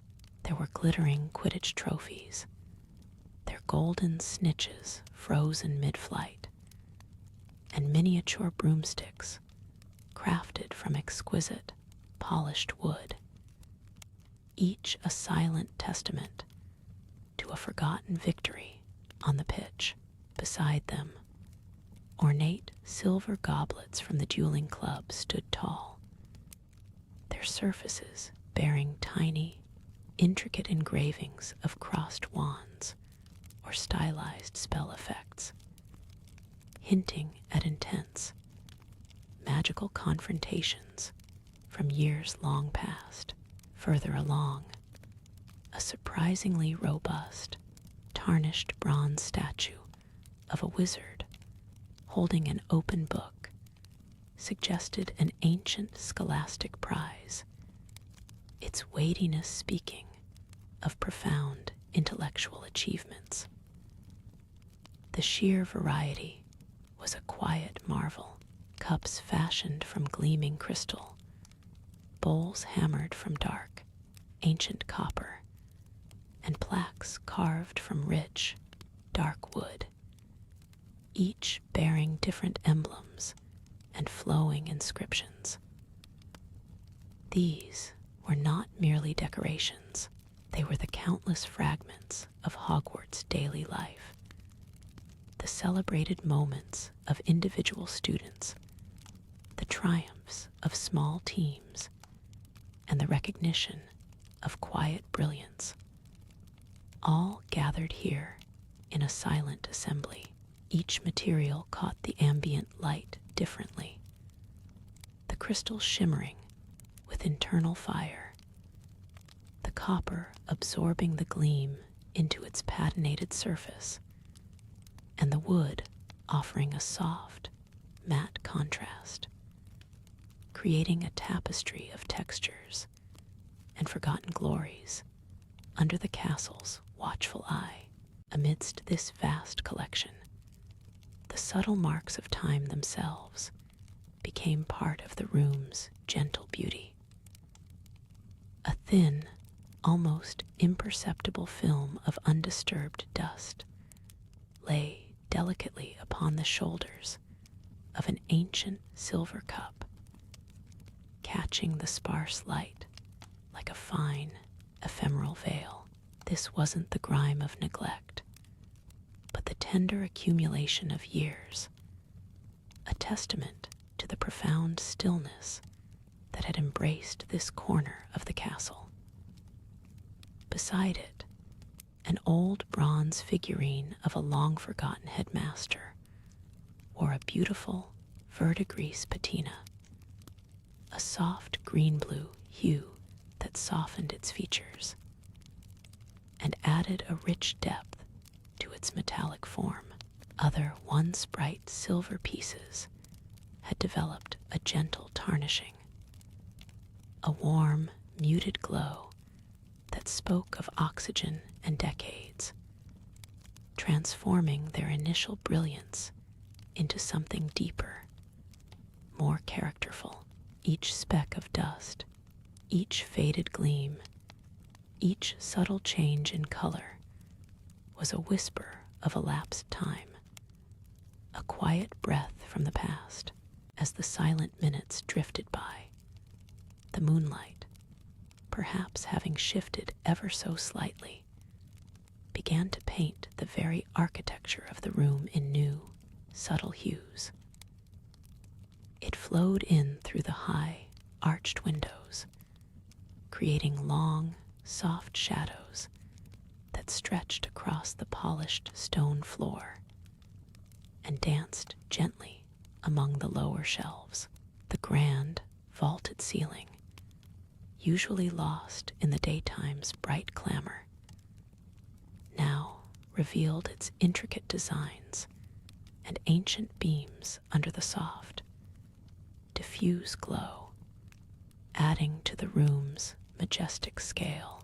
Each row of trophies, both gleaming and dulled, now cast its own unique silhouette, creating an intricate pattern against the dimly lit walls. The room itself felt less like a collection of objects and more like a vast, hushed hall of echoes where the weight of countless celebrated moments resided in perfect, undisturbed equilibrium. The air was cool and fresh, carrying the faint, earthy scent of ancient stone and perhaps a distant hint of magical parchment from a nearby archive. Welcome to Harry Potter Sleep Stories. Tonight, we slip gently into the warm heart of Hogwarts, past the flickering torches, past the whispering portraits, and into the quiet places where the castle rests. Find a comfortable position, let your breathing slow, and allow the soft magic of the wizarding world to carry you toward sleep. Moving gently beyond the 4 great house cups, the eye began to discern a constellation of other, lesser known, but equally significant awards that filled the surrounding shelves. There were glittering Quidditch trophies, their golden snitches frozen mid-flight, and miniature broomsticks crafted from exquisite, polished wood, each a silent testament to a forgotten victory on the pitch. Beside them, ornate silver goblets from the dueling club stood tall, their surfaces bearing tiny, intricate engravings of crossed wands or stylized spell effects, hinting at intense, magical confrontations from years long past. Just beside the ancient scroll, catching the eye with a different kind of quiet magic, stood a small, enchanted hourglass. Unlike the usual sand-filled variety, its interior held not grains of sand, but a fine, shimmering silver dust that swirled in a perpetual, slow spiral from the upper bulb to the lower, never quite settling. It was a marvel of delicate craftsmanship, the the glass perfectly smooth and clear, polished to an almost liquid sheen. The silver dust itself seemed to possess a faint, internal luminescence, almost like tiny, suspended stars, glinting softly in the ambient light. This particular award, one might surmise, was a prize for patience, for meticulous precision in potion making, or perhaps for the mastery of complex time-related charms that demanded unwavering focus over extended periods. The very concept of it hinted at hours spent in quiet contemplation, the steady hand, the calm mind. As the gaze continued its slow, unhurried journey, it found itself drawn to a small, charming collection of miniature, highly detailed models.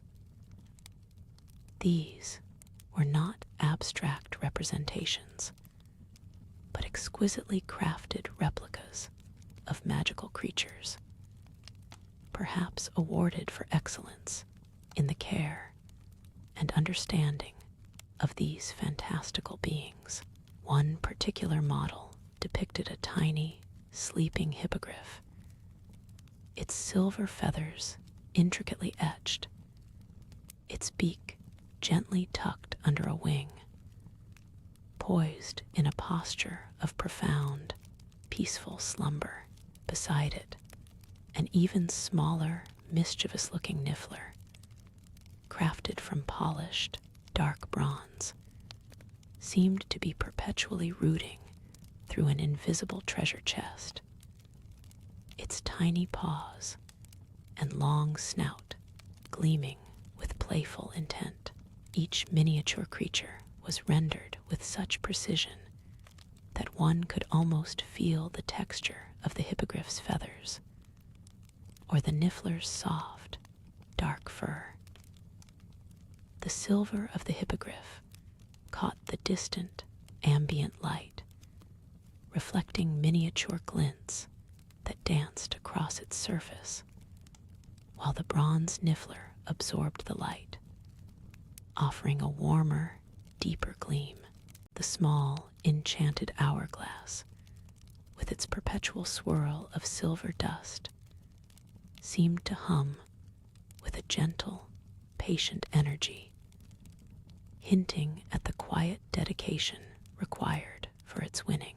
Moving gently past this marvel, the eye began to discern a constellation of other, lesser-known, but equally significant awards that filled the surrounding shelves. Beyond the immediate shimmer of Quidditch trophies and dueling goblets, the light, perhaps from a distant, hidden torch, or a sliver of moonlight filtering through a high window, caught on objects of a more scholarly nature.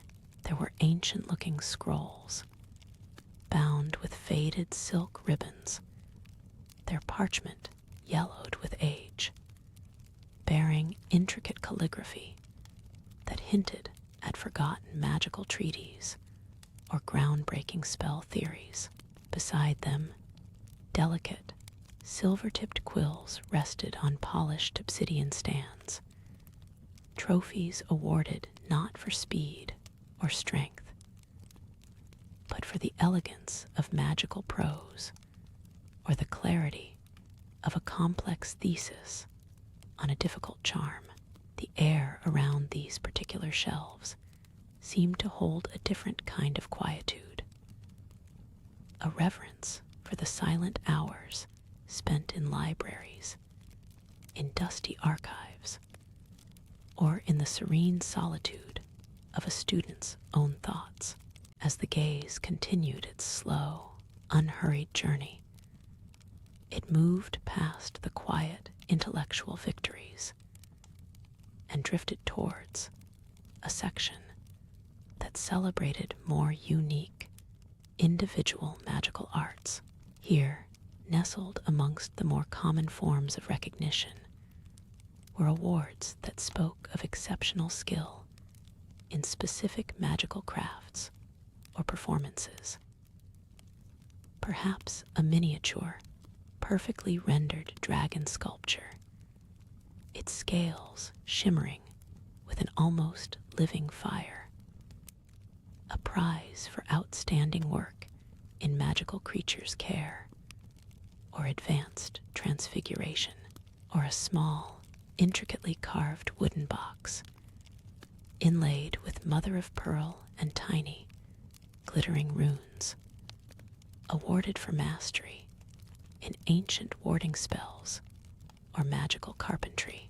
Its polished surface would reflect the faint, ambient light, a silent testament to countless precise wand movements, focused intent, and hours spent perfecting a delicate craft. This particular corner of the room seemed to hum with the quiet magic of personal mastery, of moments of pure, unadulterated magical expression, as a soft, ethereal glow, perhaps from the moon emerging fully from behind a cloud, washed over the entire room. The gleam on the ancient house cups brightened once more, pulling the gaze back to their stately presence. But now, having wandered among the smaller, more intricate awards, a deeper appreciation settled upon the scene. Each flicker of light on polished brass, silver, or gold was not just reflection, but a whisper of history, a quiet echo of every triumph and every moment of focused effort that had filled these halls over centuries. The air, cool and profoundly still, carried the subtle, unique scent of aged wood, old magic, and ancient stone. A truly unique aroma that only a place like Hogwarts, ancient and alive, could possess. Dust motes, caught in the gentle moonbeams, danced a slow, silent ballet, making the stillness of the room feel even more profound, almost sacred. It was a space that felt entirely separate from the busy world outside the castle walls, a sanctuary of memory and quiet pride. From these intricate, smaller tributes to individual brilliance, the eye was drawn almost imperceptibly towards the grander, more central displays. Here, upon polished pedestals and within glass cases that seemed to sigh with ancient history, stood the towering house cups, their silver and gold surfaces burnished by centuries of celebratory polish, caught the ambient light, refracting it into 100 tiny, dancing stars across the room's high, arched ceiling. Each cup, larger than a wizard's head, was a gleaming testament to countless student achievements, to points earned with focused spells, thoughtful answers, and daring acts of bravery. A hushed reverence seemed to cling to them, a palpable sense of the school's enduring spirit residing within their metallic gleam. The subtle shifts in light, perhaps from a distant moonbeam finding its way through a high window, or the lingering warmth of a forgotten candle in a far corner, made the engraved crests of the four houses Gryffindor's lion, Hufflepuff's badger, Ravenclaw's eagle, and Slytherin's serpent seem to stir, as if the magic they embodied was merely slumbering, not gone. This silent, historical gallery of triumph, whispered of shared victories and unified school pride, a different kind of magic than the individual expressions of craft. Each year's victor, etched into the cool, smooth metal of the cups, was a ghost of a name, a silent echo of a cheer long faded. Thousands of names, scrolling down the sides, filled the space with unseen stories of youthful determination and triumphant magic. One could almost feel the phantom weight of a Quidditch cup lifted high in celebration.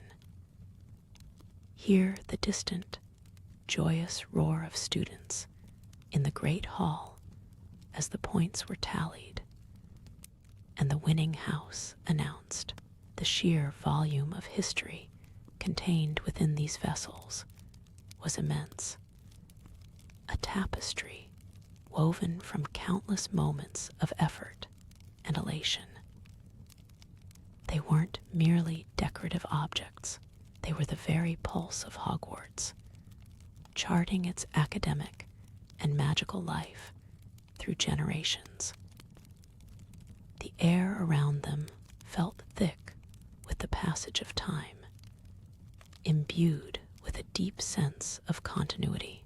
A gentle breeze, perhaps from an unlatched window further down the corridor, or simply the castle breathing around them, stirred a few dust motes that danced in the sliver of light, a silent testament to the countless years these trophies had watched over the quiet nights of Hogwarts. The trophy room, usually a place of quick tour and excited whispers during the day, now held a profound stillness, a gentle peace that invited quiet contemplation. The silence here wasn't empty, it was full of lingering magic, a comforting echo of all the joy and effort it had witnessed. The cool night air that drifted through the ancient stone halls outside seemed to carry a lullaby, a soft, murmuring current that barely stirred the velvet drapes near the windows. Each gleaming surface, each polished emblem, seemed to hold its breath, waiting patiently for the dawn, yet perfectly content in its nocturnal tranquility. To linger among these silent monuments was to feel a part of Hogwarts' very soul, a quiet participant in its timeless rest, allowing the steady rhythm of the castle to guide one's own breathing into a matching, peaceful cadence. The very air felt heavier with quiet stories, a perfect place for thoughts to slow and dreams to begin. The collective gleam of the grand house cups slowly gives way to the quiet presence of a single, more modest trophy. It rests slightly apart from the others on a lower shelf, a silver goblet whose shine has been softened by centuries of stillness. Its surface is not the brilliant mirror of its larger cousins, but a gentle, pearlescent gray, crisscrossed with a delicate network of tiny scratches, each a memory of a hand that once held it. The cup is smaller, its handles less ornate, but its base is heavy and solid, anchoring it firmly to its place in history. Running a finger over its rim in one's mind, you can almost feel the cool, smooth wear of the metal. The engraved letters are shallow now, softened by countless dustings. Your gaze drifts from that quiet goblet upward along the dark, wood-paneled walls. Here, The moonlight catches on broader, flatter surfaces. Polished shields of gold, silver, and bronze are mounted on heavy oak plaques. Each one commemorates a unique contribution to the school. One particularly large, gleaming gold shield hangs in the center of the wall. Its surface is so flawlessly polished, it acts as a dark, distorted mirror, reflecting a warped, elongated version of the window opposite. Lower down, beneath the imposing shields, are long, glass-fronted cabinets. Within these crystalline boxes, history is measured in smaller, more personal increments. The moonlight glints off the curved glass, creating soft, oblong reflections that slide across the displays as you imagine moving past them. Inside, on beds of faded, deep blue velvet, lie dozens of smaller accolades. There is a row of silver medals for excellence in potions, each etched with a bubbling cauldron. Beside them rests a heavy, stone-like trophy, chunky and unrefined, for a long-ago gobstone's champion. At the very end of a long cabinet, tucked away in a shadowed corner, something softly answers the moonlight with a light of its own. It is not a cup, or a shield, or a medal, but a slender obelisk of what looks like spun crystal. The award is for outstanding achievement in advanced charm work. The crystal itself is perfectly clear, but deep within its core, a tiny, soft light pulses with a slow, rhythmic beat, like a sleeping heart. It is a gentle, silvery blue glow casting faint, shifting patterns on the velvet lining around it. The light expands and contracts in a silent, soothing rhythm, a whisper of the powerful, elegant magic that must have earned it. Leaning closer, you might imagine a faint hum, a vibration in the air, so low it is felt more than heard, the dormant energy of a perfectly executed charm, captured forever within the crystal. The large gold shield, so perfectly polished, held that curious, stretched reflection of the window, a shimmering portal to an outside world made liquid and strange. For a moment, it felt as though the glass itself was rippling, the moonlight beyond it bending and swaying with an unseen current. The actual window, however, remained still, its panes ancient and thick, framed by dark, unadorned stone. Through it, the world outside was painted in shades of deepest indigo and silver. Beyond the glass, the familiar silhouette of the forbidden forest lay like a slumbering beast, its ancient trees a mass of dark, textured shadows against the slightly lighter gloom of the sky. The silvery ribbon of the black lake shimmered faintly in the distance, a thin line of liquid moonlight where the sky met the water.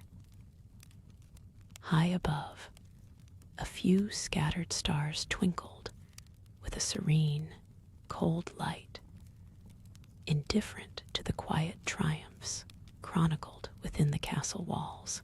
A profound sense of peace emanated from this moonlit landscape, a silent lullaby from the world beyond the castle stone. Turning gently back from the cool expanse of the window, the warmth of the room, though subtle, felt more enveloping. The gaze descends from the high, dark walls, past the gleaming shields, to a lower display case. Here, nestled amongst a few smaller, less ostentatious awards, lies a roll of parchment, yellowed and brittle with age, tied with a faded ribbon. It's not a trophy of metal or stone, but a record, a long-forgotten list of names perhaps, or a decree of some ancient scholastic achievement. Its delicate script barely discernible in the low light, waiting patiently for the castle's quiet dawn. From the shimmering, distorted reflection on the great gold shield, your gaze now gently pulls inwards, away from the distant forest and the cold, indifferent stars. It drifts across the smooth, dark wood of the display cases lining the walls, following the faint silver trails of moonlight as they fall upon the true treasures of this hushed chamber. Here, standing in silent, gleaming rows, are the house cups. They rise from polished shelves, some tall and slender, others wide and squat, each one a testament to countless years of spirited competition. Their surfaces, often tarnished with time, but meticulously cleaned, catch the scattered light, transforming the deep indigo gloom of the room into a tapestry of soft, metallic glints. Each cup holds its own quiet dignity, a metallic sentinel watching over the sleeping castle. Some are simple, sturdy chalices of an older age, their silver dulled to a matte sheen, their handles worn smooth by the touch of forgotten hands. Others are more ornate, crafted with intricate carvings of magical creatures or delicate filigree that whispers of a different era. One particularly ancient cup, nestled on a lower shelf, appears almost black in the shadows, save for a thin crescent of moonlight that illuminates a single, deeply engraved initial, perhaps a G for Gryffindor, or an H for Hufflepuff. A fragment of a name belonging to a long-ago champion, whose triumph still resonates, however faintly, within these walls. The air in the trophy room carries a subtle scent of old wood, beeswax polish, and something indefinable, akin to forgotten spells and quiet ambition. It's a comforting aroma, heavy with history, but light with peace. As your eyes wander from one cup to the next, a soft symphony of glimmers seems to play out across the room. The moonlight doesn't illuminate them brightly, but rather awakens their inner glow, coaxing out faint silver whispers from their ancient metal. They stand as silent witnesses to generations of students, their collective presence, a warm, steady hum of Hogwarts' enduring spirit, a gentle reassurance that even in the deepest quiet of night, the magic of this place continues its timeless vigil, guiding you deeper into a tranquil rest. The moonlight, a gentle artist, now traces a path across another cup nearby, not as ancient, but equally proud. It illuminates a magnificent silver goblet, intricately embossed with a coiled serpent, its scales glinting with a whisper of emerald, unmistakably a testament to Slytherin's past glories. Even in the hushed night, faint echo of cheers seems to cling to its polished surface, a memory of a time when the great hall would have erupted in applause for the house that claimed this prize.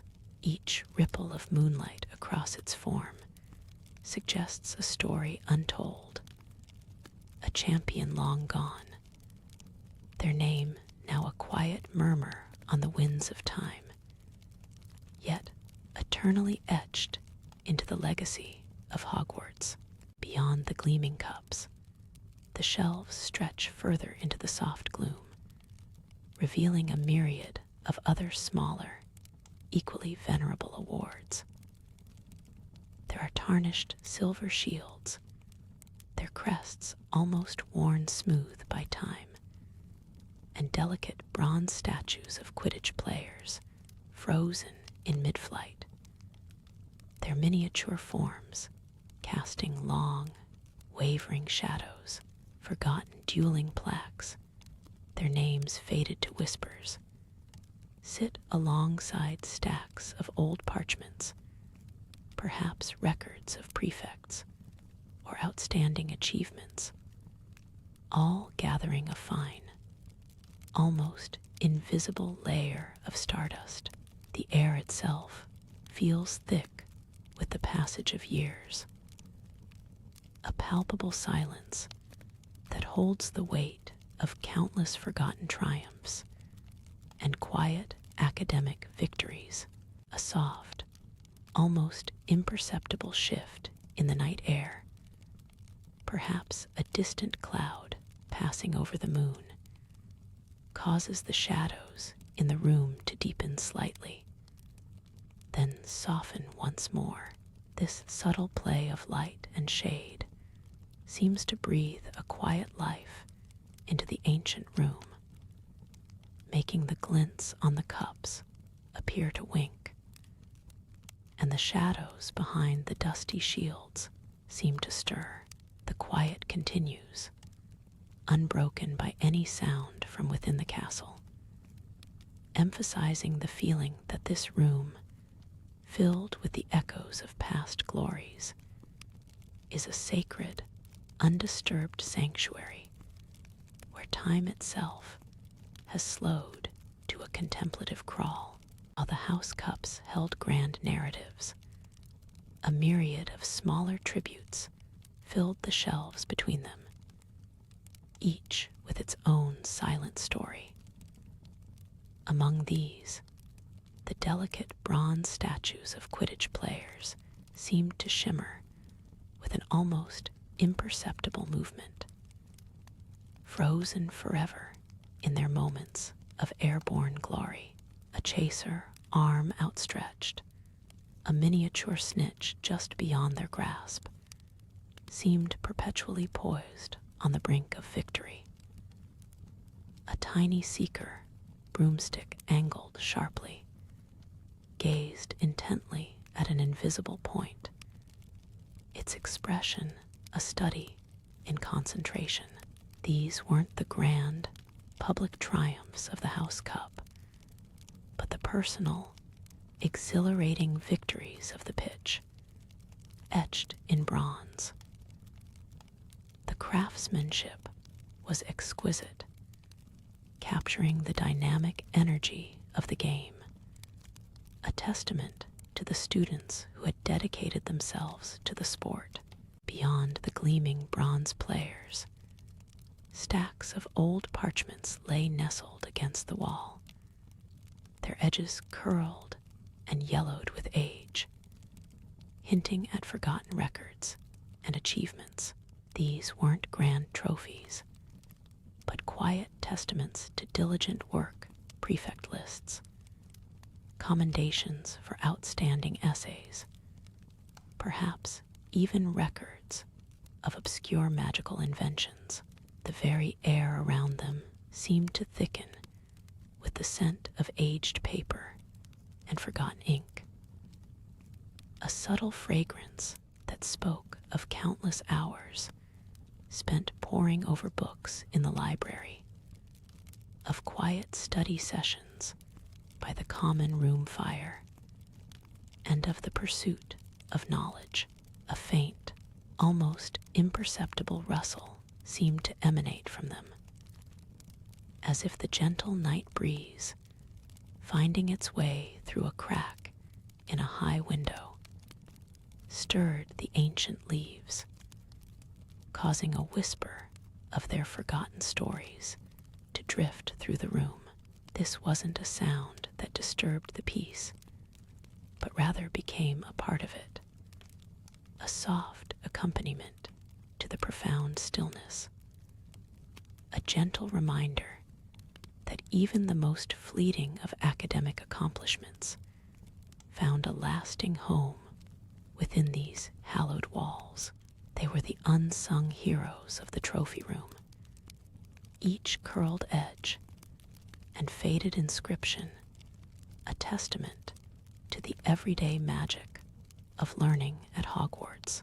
This palpable silence, woven with the faint scent of old parchment and the glint of ancient metal, was occasionally punctuated by the softest of castle sounds. A distant, barely audible creak from deep within the stone, or the gentle sigh of the wind outside the thick windows. These were the breathing sounds of Hogwarts itself, settling into its nightly rhythm, a colossal, living entity that had stood for 1,000 years. As the moonlight shifted almost imperceptibly, a beam of silver light caught fine motes of dust dancing in the air, particles of forgotten time suspended in the stillness. They were like tiny, ephemeral stars, swirling gently before settling softly on the tarnished silver shields and the bronze Quidditch players, adding yet another layer to the quiet patina of age that coated everything here.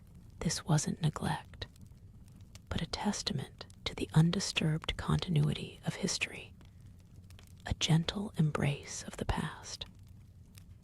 The trophy room was not merely a collection of objects, but a vast repository of time, a sacred space where the past lingered, not as a haunting, but as a comforting, enduring presence, inviting a deep sense of peace and reflection.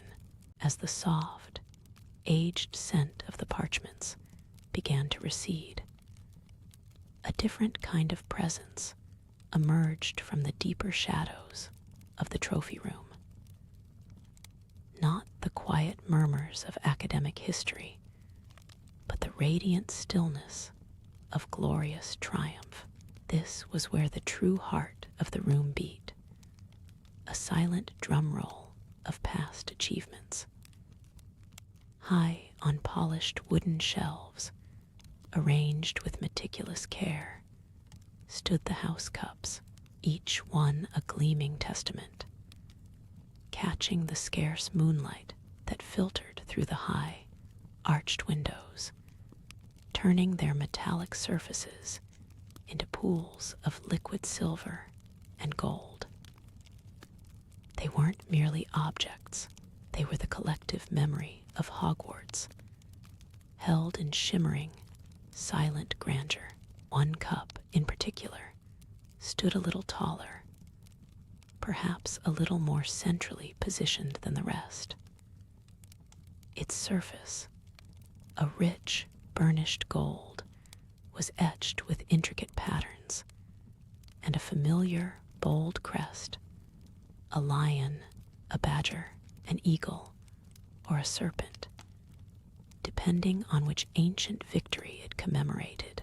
Around its base, names were engraved in elegant script, row upon row of students, year after year, their triumphs solidified in metal.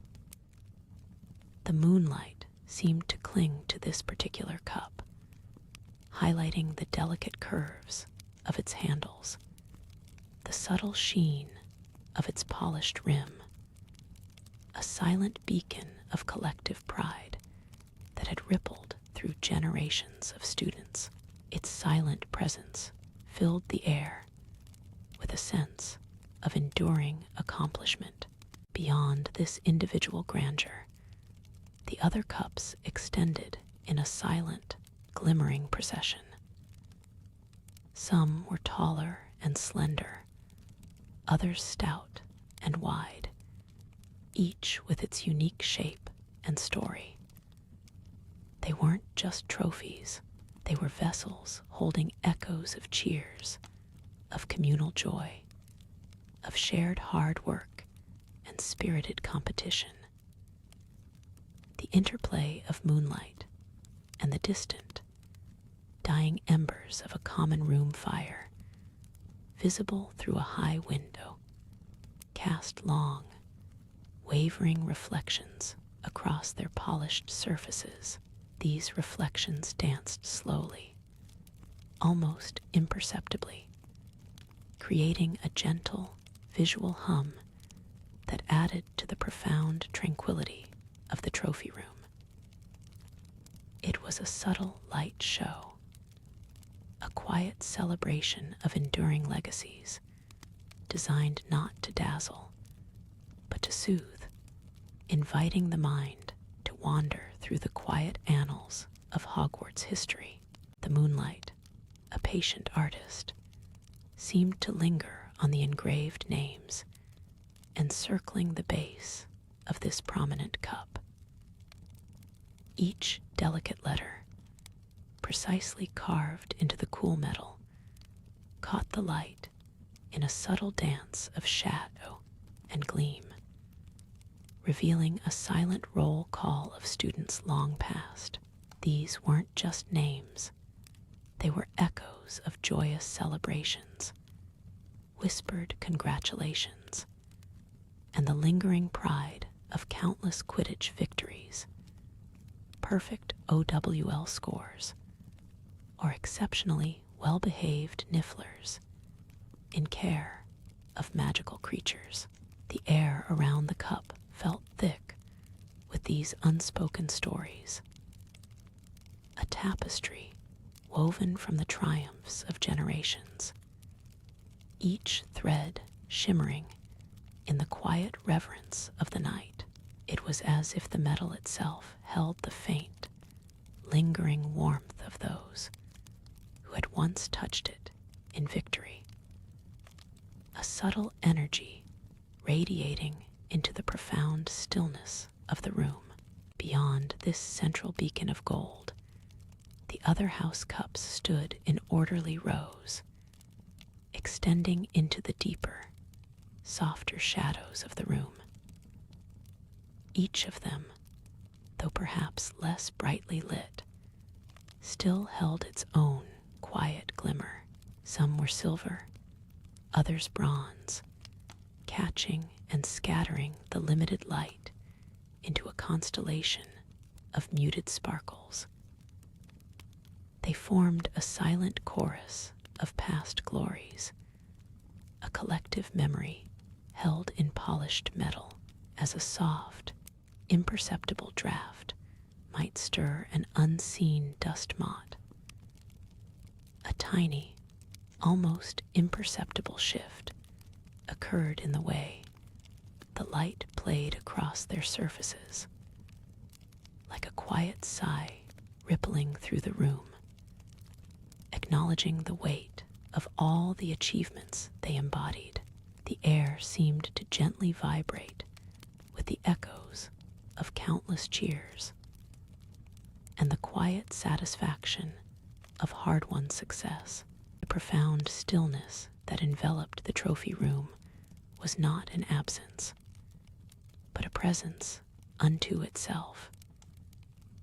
It was the quiet breath of the castle, a deep, resonant silence that allowed the faintest whispers of magic to be felt.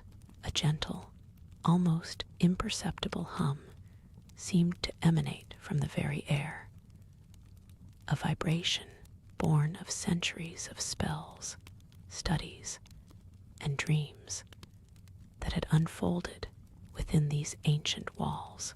This subtle resonance mingled with the soft, aged scent of wood polish and faint traces of old magic, creating an atmosphere that felt both deeply ancient and strangely alive. It was the kind of quiet that cradled the mind, inviting it to wander through the storied past, held within the gleaming metal and polished wood. A perfect lullaby spun from history and slumber. Beyond the initial burst of golden light from the central cup, the polished surfaces of the other trophies began to reveal their own intricate stories in the muted light. Each curve and etched line caught the moonlight differently, creating miniature landscapes of silver and shadow. It was as if the ancient metal itself absorbed the quiet whispers of the room, holding them within its cool, reflective depths. A faint, almost invisible shimmer seemed to emanate from the cups, not just a reflection, but an inner glow, as if the magic of Hogwarts had seeped into their very essence over centuries. This subtle luminescence pulsed gently, echoing the castle's slow, steady heartbeat as it slept. Occasionally, a faint beam of moonlight, slicing through the high arched windows, would illuminate tiny motes of dust dancing in the air. These wasn't the ordinary dust of neglect, but ancient, enchanted particles, each one a minuscule fleck of Hogwarts' enduring history. Perpetually suspended in the calm, they drifted lazily, almost imperceptibly, catching the light in brief, ephemeral flashes before fading back into the softness of the shadows. Their slow, hypnotic movement added another layer to the room's profound tranquility. A silent ballet performed for no one but the sleeping castle itself. It felt as though the very air of the trophy room was alive, breathing slowly and deeply, sharing its ancient secrets only with the gentle moonlight. Further into the room, where the light softened almost to a whisper, stood an array of older, more humble cups. These were not as brightly polished, their surfaces bearing the gentle patina of many decades, perhaps even centuries, bronze tarnished with age, and silver dulled by the passage of countless seasons. They held a different kind of beauty, a quiet dignity born from endurance. Each bore faint, almost erased inscriptions, their stories having faded gently into the realm of legend. Yet their presence was no less significant, adding a deep sense of historical weight to the room, connecting the present moment to a vast, unbroken chain of Hogwarts past. The only sound was the imperceptible settling of the castle itself, a deep, contented sigh in the vast silence. The gentle glow from the house cups seemed to highlight the delicate etchings upon their surfaces. Each inscription a testament to a long-forgotten triumph, lay silently under the moonlight. The names of past captains, prefects, and champions, some barely legible through the patina of time, offered a quiet whisper of their glorious moments.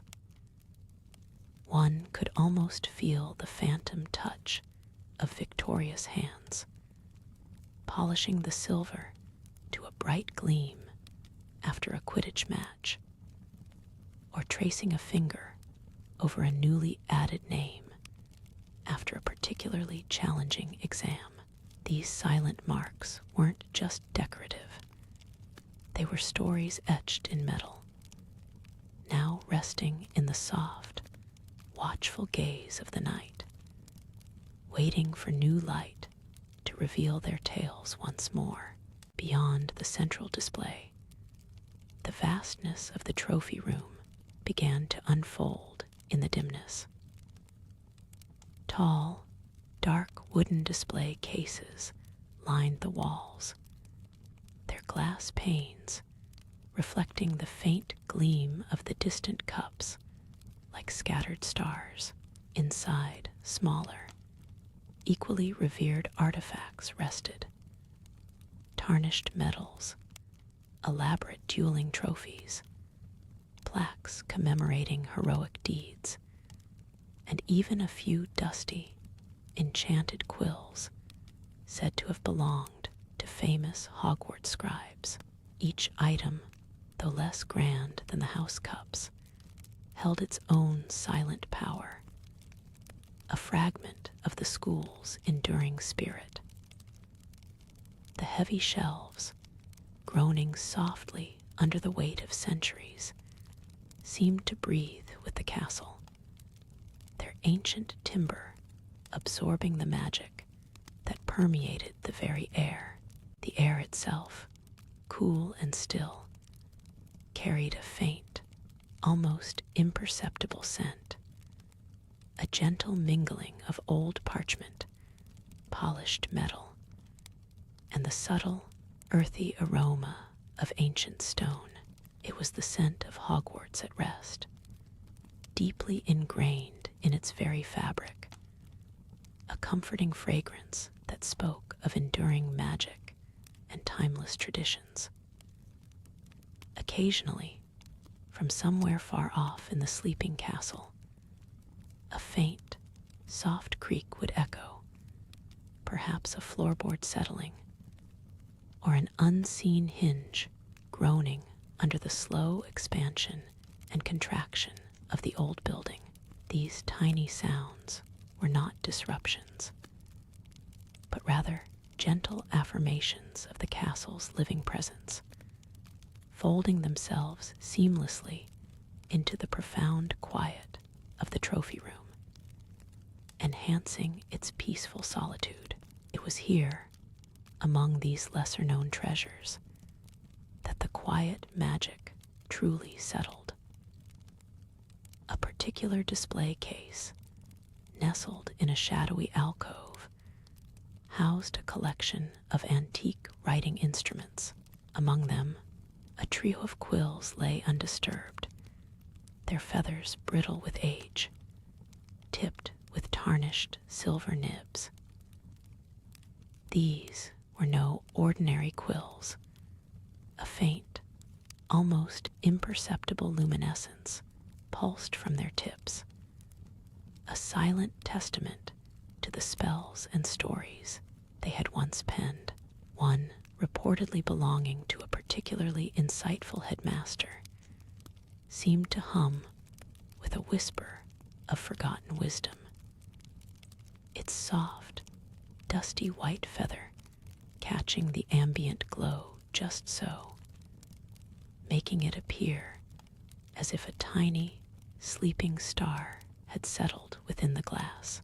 Another, darker and slightly gnarled, bore a tiny, intricate carving of a sleeping dragon at its base, hinting at the fantastical tales it might have once recorded. Moving past the quills, the moonlight, ever patient, drew attention to another series of cases. Here, nestled amongst velvet lining that had long since faded to a muted gray, lay an array of ancient medals and badges.